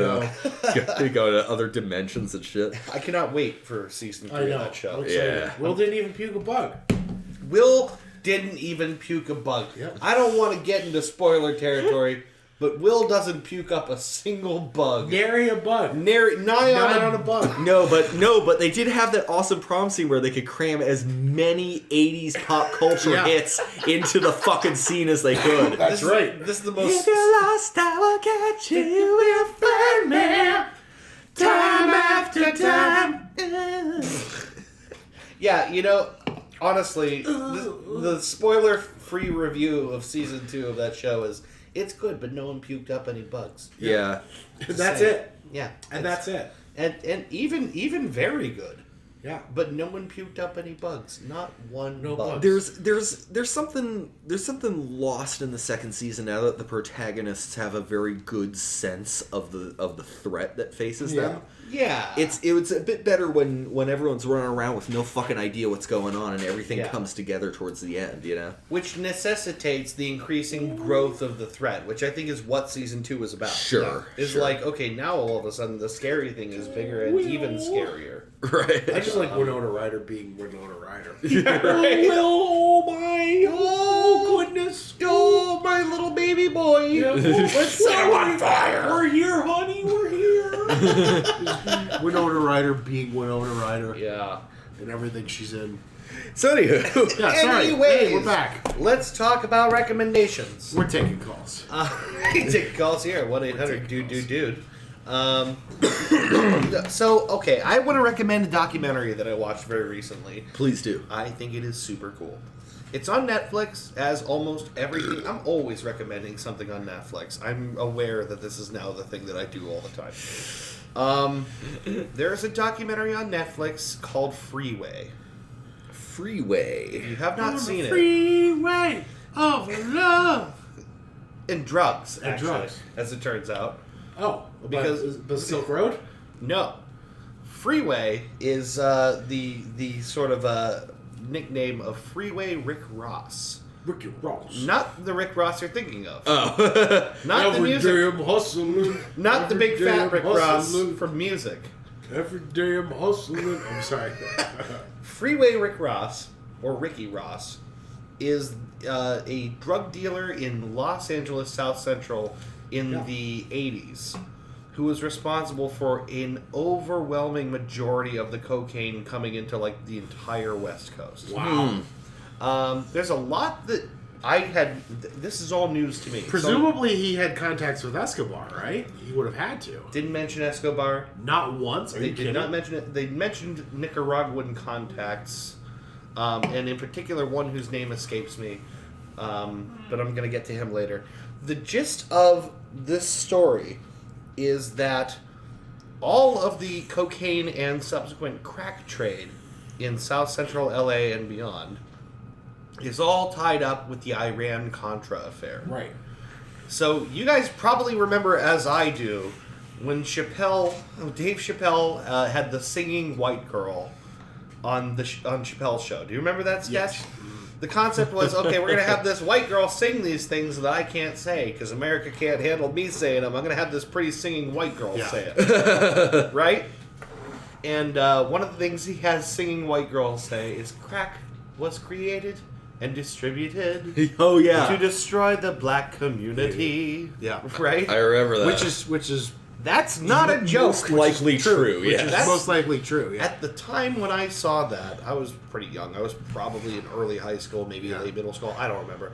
That sounded like a fucking joke. It's not a joke. It's Because actually it sounded true. so awful it couldn't be true, but it's absolutely true. It's part true. of the story. It's probably true. Now- It's probably true. Freeway Ricky Ross is right in with this. He's like the center of this whole story. Because basically, at the same time as you have the Contras, a counter-revolutionary force, fighting for the country back or whatever, you have, oh goodness, I'm going to get all the details mixed up. little known fact. Contra is Spanish for impossible to beat without cheat codes. So basically, your counter-revolutionaries are being helped by the CIA. And the counter-revolutionaries basically have one recourse, and that recourse is the drug trade, as far as financing the counter-resistance to, an existing coup of their own government. Yeah. So loads and loads and loads of cocaine is being helped into the United States by the CIA. Right. Something that nobody knew yet. Yeah. And that cocaine is going through the hands of a Nicaraguan contact and right through Freeway Ricky Ross, who is, by all accounts, making bank at this point. Sure. He's the guy. Yeah. He's the guy. He serves a decent amount of time, later. But basically, the story centers around his beginnings of, getting involved in the cocaine, biz, and then later the crack business. Which I believe they even had a snappy marketing name for it, like Ready Made Rock, I think they called it. They even had it really is a business, Yeah, it is. Right. Which is incidentally why so many of those you see hip hop moguls now, because they're coming from that lifestyle. Yeah, right. And the music business is just as cutthroat or more cutthroat than the drug business. The music business and the drug business are so interconnected because, success is the thing. Sure. Image is the thing. Making money is the thing. Sure. And a lot of times there's like a marriage between legal and illegal ways to make money. Well, that's why you have guys like Jay-Z and Puffy who Yeah. are multi-millionaires who are able to branch out and do. Master P is loaded. Yeah. Fucking did anybody even remember a Master P song? Because I don't. He's fucking loaded. These guys got out of hip hop, started businesses, and now they're on the Fortune 500 list. I mean, Yeah. crazy. Yeah. Doesn't Nas own Hennessy or a he's significant part a of significant Hennessy? chunk of Hennessy. He also owns Roscoe's. Oh my god. That's crazy, right? I feel like this is the reason, that might be the inspiration behind the 30 Rock episode in which Jack Donaghy tries to sell Donaghy Vineyards or whatever, his own wine brand to a rapper. I can't remember. It's like the idea is we're gonna make this your brand, and it's terrible, awful wine, I guess. But it's like we're gonna make it a rap thing. We're gonna blow this up. Well, right now, Puffy's talking about buying the Carolina Panthers are up for sale. Oh, no shit. Puffy, Colin Kaepernick. They're trying to get as many wealthy black investors involved. Jesus, I hope that happens. I do too. Yeah. They're estimated worth $2.1 billion, so they're going to need multiple people to do it, but it'll be the first majority-owned black team. I hope that happens. I do too. I really do too. That'd be fantastic. But he has expressed a serious interest. It is always the these Panthers. stodgy old white oil tycoon Right, looking exactly. dudes that, Yeah. dudes with 10-gallon hats. You're describing exactly Jerry Jones, who Yeah. owns the Dallas The Cowboys. Yes. Yeah. But anyway, I both love and hate Jerry Jones. Yeah. At the same time. He's for different reasons. He's kind of a renegade when it comes to NFL owners, but he's also a stodgy, rich white guy. Sure. yeah. But yeah, I highly recommend you watch Freeway. Freeway follows basically his complete lack of knowledge that this was happening around him. Yeah. The fact that when the cops tried to bust various people around him, they all got turned down because it just so happens it was above their clearance level. Yeah. Because the fucking CIA was involved in the operation. The feds shut down people trying to shut him down. He's this guy who's incredibly powerful, rich, successful, Right. and also kind of powerless. because he's really being used in this big scheme. Yeah. And he goes to jail. He goes to jail more than once. Yeah. This is Freeway. It's called Freeway. Netflix. I think it's a really, really interesting look at not only the sort of, I don't know, I guess it's sort of like tragedy porn of what happened to our country.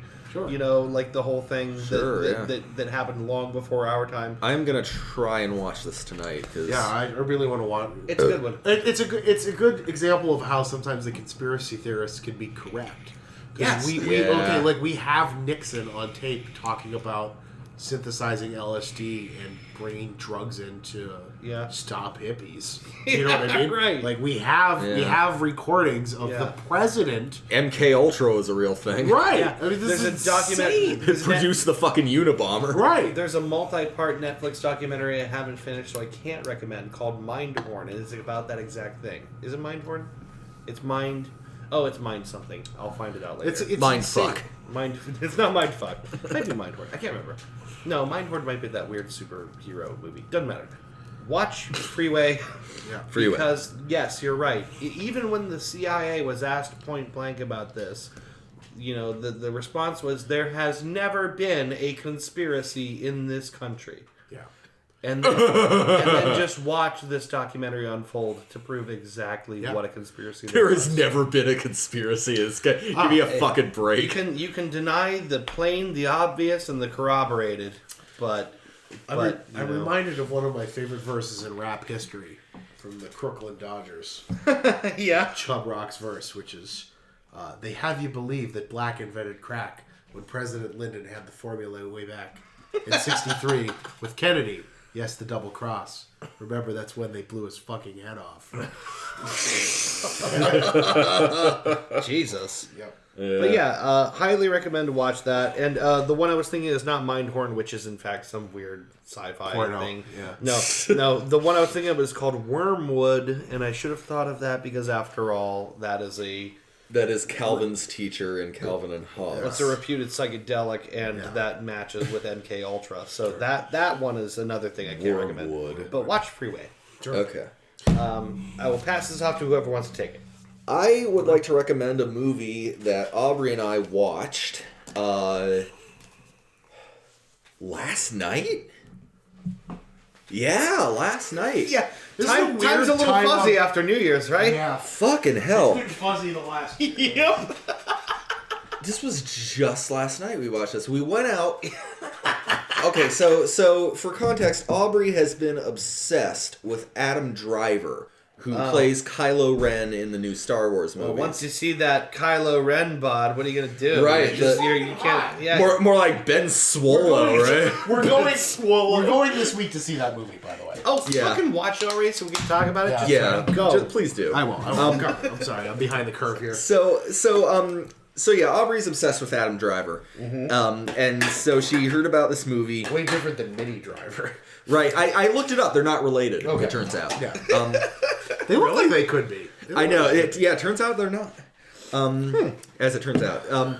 But she heard about this other movie that he was in called Logan Lucky, which is it's one of those charming indie comedies that and I'm not saying this with disdain. It's actually a very good and funny movie. Yeah. In which it stars mostly Channing Tatum. Adam Driver plays his one-armed brother who lost an arm in Iraq. Specifically, the middle third of him, I'm sure. Yeah. Channing Tatum's actually not funny. He's not funny. Yeah. He's not unfunny. He's not as funny as Jonah Hill, but right. he's a good compliment to 21 Jump Street. No, you know what? I'm saying. He does a really good job in this movie. Yeah. He's not bad. He's not bad. This takes place almost exclusively in the border area of West Virginia and North Carolina. So it's a bunch of hill jacks and him and his brother come up with this heist to rob what is it? Charlotte Motor Speedway during the Coca-Cola 600. Okay. So there's a lot of NASCAR in the movie, but it's a heist. It's a heist movie. There's a lot of they got to break an accomplice out of jail, which, I shit you not, they have to get a bomb expert named Joe Bang, who is played by, I shit you not, Daniel fucking Craig. Are you kidding? His name is Joe Bang? Joe Bang. A bomb expert named Bang. Yeah. He And this is a good movie? This movie is really, really good. Dude, sometimes those movies are really... It's not a masterpiece by any stretch. It's not like the funniest thing in the world, but it is really charming. It will I guarantee make you cry at one point. Like there's actually a really, really good part towards the end. But it is a very charming, it is a very funny movie. Adam Driver as this one-armed bartender with just like this gigantic prosthetic arm makes for some pretty good physical comedy, sight gags.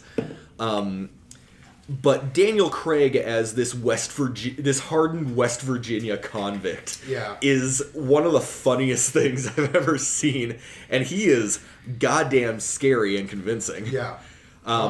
Because he's Daniel fucking Craig. Right. But yeah, it's got a lot of people in it that you'd recognize. It's like I said, it's a heist comedy. What's the name of this again? Logan Lucky. Logan Lucky. It's kind of partly the story of a family, the Logan family, who are notoriously jinxed. The Channing Tatum's character has blown out his leg. Adam Driver's character lost his arm. So they've got unlucky people named Lucky and a bomb expert named what's his name again? Joe Bang. Joe Bang. Okay. Played by the inimitable Daniel Craig. He is in fact inimitable. I will say that. No, I promise you, it's in that same kind of like wacky, charming, independent comedy vein, like Wes Anderson or Little Miss Sunshine, that sort of thing. It is very, very funny. I highly recommend it. Nice. You being a cinematography geek, I think would really appreciate it. Yeah, I'm gonna watch it. It's got a little bit towards the end. I don't want to spoil anything, but there is like a kind of a Usual Suspects undercurrent going through it, where like there's something that doesn't get revealed until like the very end of the movie, and it's really good. I like a good twist. Yeah, me too. But again, if you're like my girlfriend and you just get a gigantic lady boner for Adam Driver, you should at least check it out. You know I do. And you know I do. All right, good recommendation. I'm gonna put that on my. I have it on my list. So check it out. But we I'm like all into family video at this point. Like we got some fucking hoagies from Marco's. We got the movie. That's what a great idea. Can we just say that? Marco's Pizza right next to the movie I'm store. still one of those people who goes to the video store. I know they're probably fucking struggling for business in this era. Yeah, that's all the more reason. All the more reason to go. Like Marco's make Pizza it a thing right next door. Go to the movie store, because if you keep doing that, someone else is going to go, fuck, maybe I should make another movie store. Right. Like, go do it. Go to the movie store, and then while you're there, there's a fucking counter that leads right into the Marco's, and you can order a fucking hoagie. Wait, like through the building? Like through the building? There's like in the video store, there's a counter. They're not just next door, they're like... No, they're in the building. They're like, there's like a little 4-foot counter that you can go up to and give them money in the movie pizza. That makes me really happy. Yeah, it's a great setup, and I was very happy that we ended up doing that last night, because that was a great time. Yeah, it's a great way to spend an evening with your lady, and it's a great way to stay in shape. It's a great way to stay in shape. Well, not with the way I was shoveling that steak sub into my mouth, because man, what a great idea. I'm gonna go to the fucking movie. Go to the movie. Trish and I go in there regularly and spend like 40 minutes. Do you have to get like a membership, or can I just go in there and buy the movie? No, you make an account, but that's like you put your phone number. That's why I have a way to track like overdues and stuff like that. Which we are always overdue every time we go to the movie store. Yeah, that's the one thing I don't care. Like I always don't want to go to the library because I'm afraid to pay my late fee. I love movies, and I don't mind paying a late fee at the movie. Oh, because it means they get more money. Hey, as someone who has worked in a library before, don't worry about it. We don't really give a shit. Just come pay your late fee. We won't judge you or anything. Right. It happens all the time. Yeah, sure. All right, recommendation. I think I have 2 this week. and I'm going to touch on them both briefly. That's what she said. I'm going to touch their briefs. I just wanted to touch my briefs on this. Pens are beating the Flyers 4-1. Good. Fuck you, Yeah! you Philly, you town. pieces of shit! You fucking garbage city. You talent, fucking having no championship ass-sucking having bastards! pieces of garbage. You fucking actually great uniform having. You escalator fallen, silly, know-nothing fuckfaces. Fucking 1/4 of a good team having motherfuckers. You basically the same, but on the other side of the state, so fuck you guys. Yeah.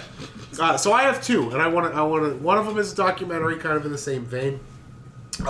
It's a 30 for 30 documentary, which if any of you listeners don't know, ESPN does 30 for 30 documentaries.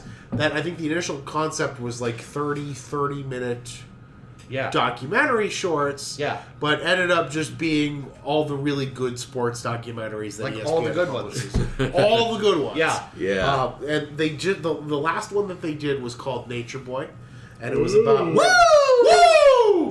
and it was about the Nature Boy. Woo! Woo! Limousine riding. Woo! Jet flying. Kiss stealing. Wheeling dealing. You can't. Dirtiest son of a gun. You can't help but want to. Woo! Woo! So they did a whole 30 for 30 about Ric fucking Flair. The Sick. fucking. I did not know they did this. It's incredible, dude. It's really It's good. gonna make me cry. It's gonna make you It's gonna cry. make me It's cry. gonna make you cry. They're gonna vaguely- show his last match, and I'm gonna cry. Yeah, I vaguely remember you mentioning this at the New Year's party, and then I immediately remembered his match against Shawn Michaels. The retirement Yeah. match. Oh God. I'm so sorry. I missed out on I a love lot. you. I love you. I missed out on a lot of conversations at New Year's because the room was split in a way. up, Yeah. So there's a lot of stuff I feel like I missed. I had no idea you mentioned this. Yeah, the Nature Boy. They did a full 30 for 30. Now Ric Flair has had, apart from being maybe the greatest wrestler of his time. Like and the cool thing about this documentary is they get wrestlers to talk. Wrestlers talking about wrestlers. It's like musicians talking about musicians. Yeah. Yeah. So it's like it's people talking about the art form with, you know what I mean? So they have Hulk Hogan on there, and he's like, "Oh, Rick is way better than I ever was."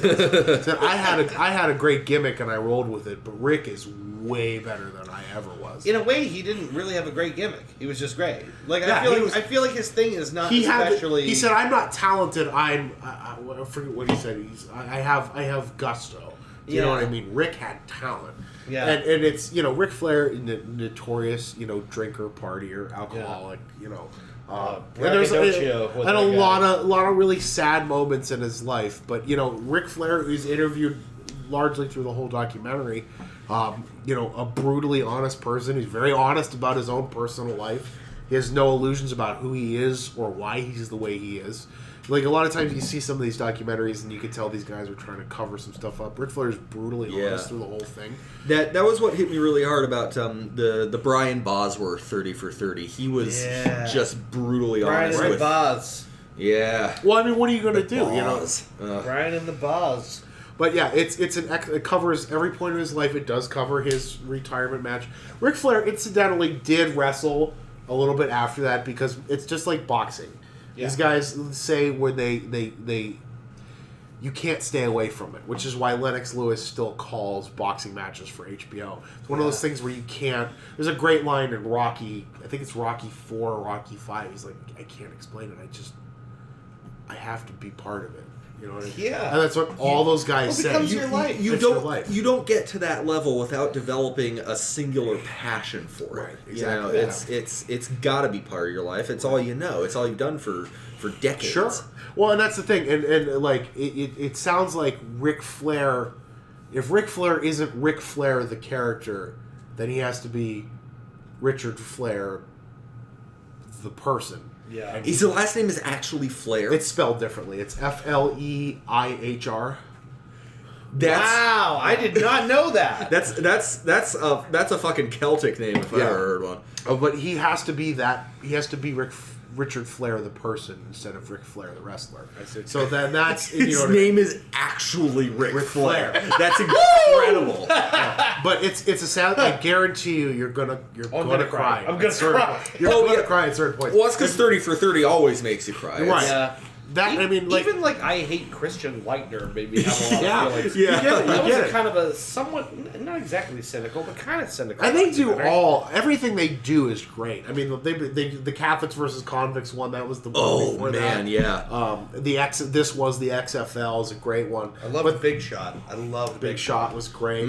But yeah, no, Broke was rough. Yeah, Broke was a tough one. It talks about all the financial futures of athletes that are done squander being fortunes. athletes. Yeah. But yeah, no, Ric Flair. I probably you've all watched. And I think I've had you watch Ric Flair's retirement match, which is we watched. Yeah. if you know nothing about wrestling, the I'm sorry thing. I'm Yeah. sorry, I love you. And it's a tradition in wrestling that you can see lose the- your last match. And you if can you're wrestling. see the pain in his face too Yeah. as he's just about to go in. Yeah, he kisses.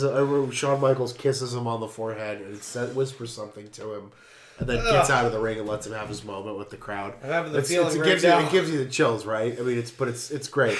Yeah. But you're gonna there's a lot of sad moments in Ric Flair's life. But again, he's very brutally honest about everything, and it's worth a watch.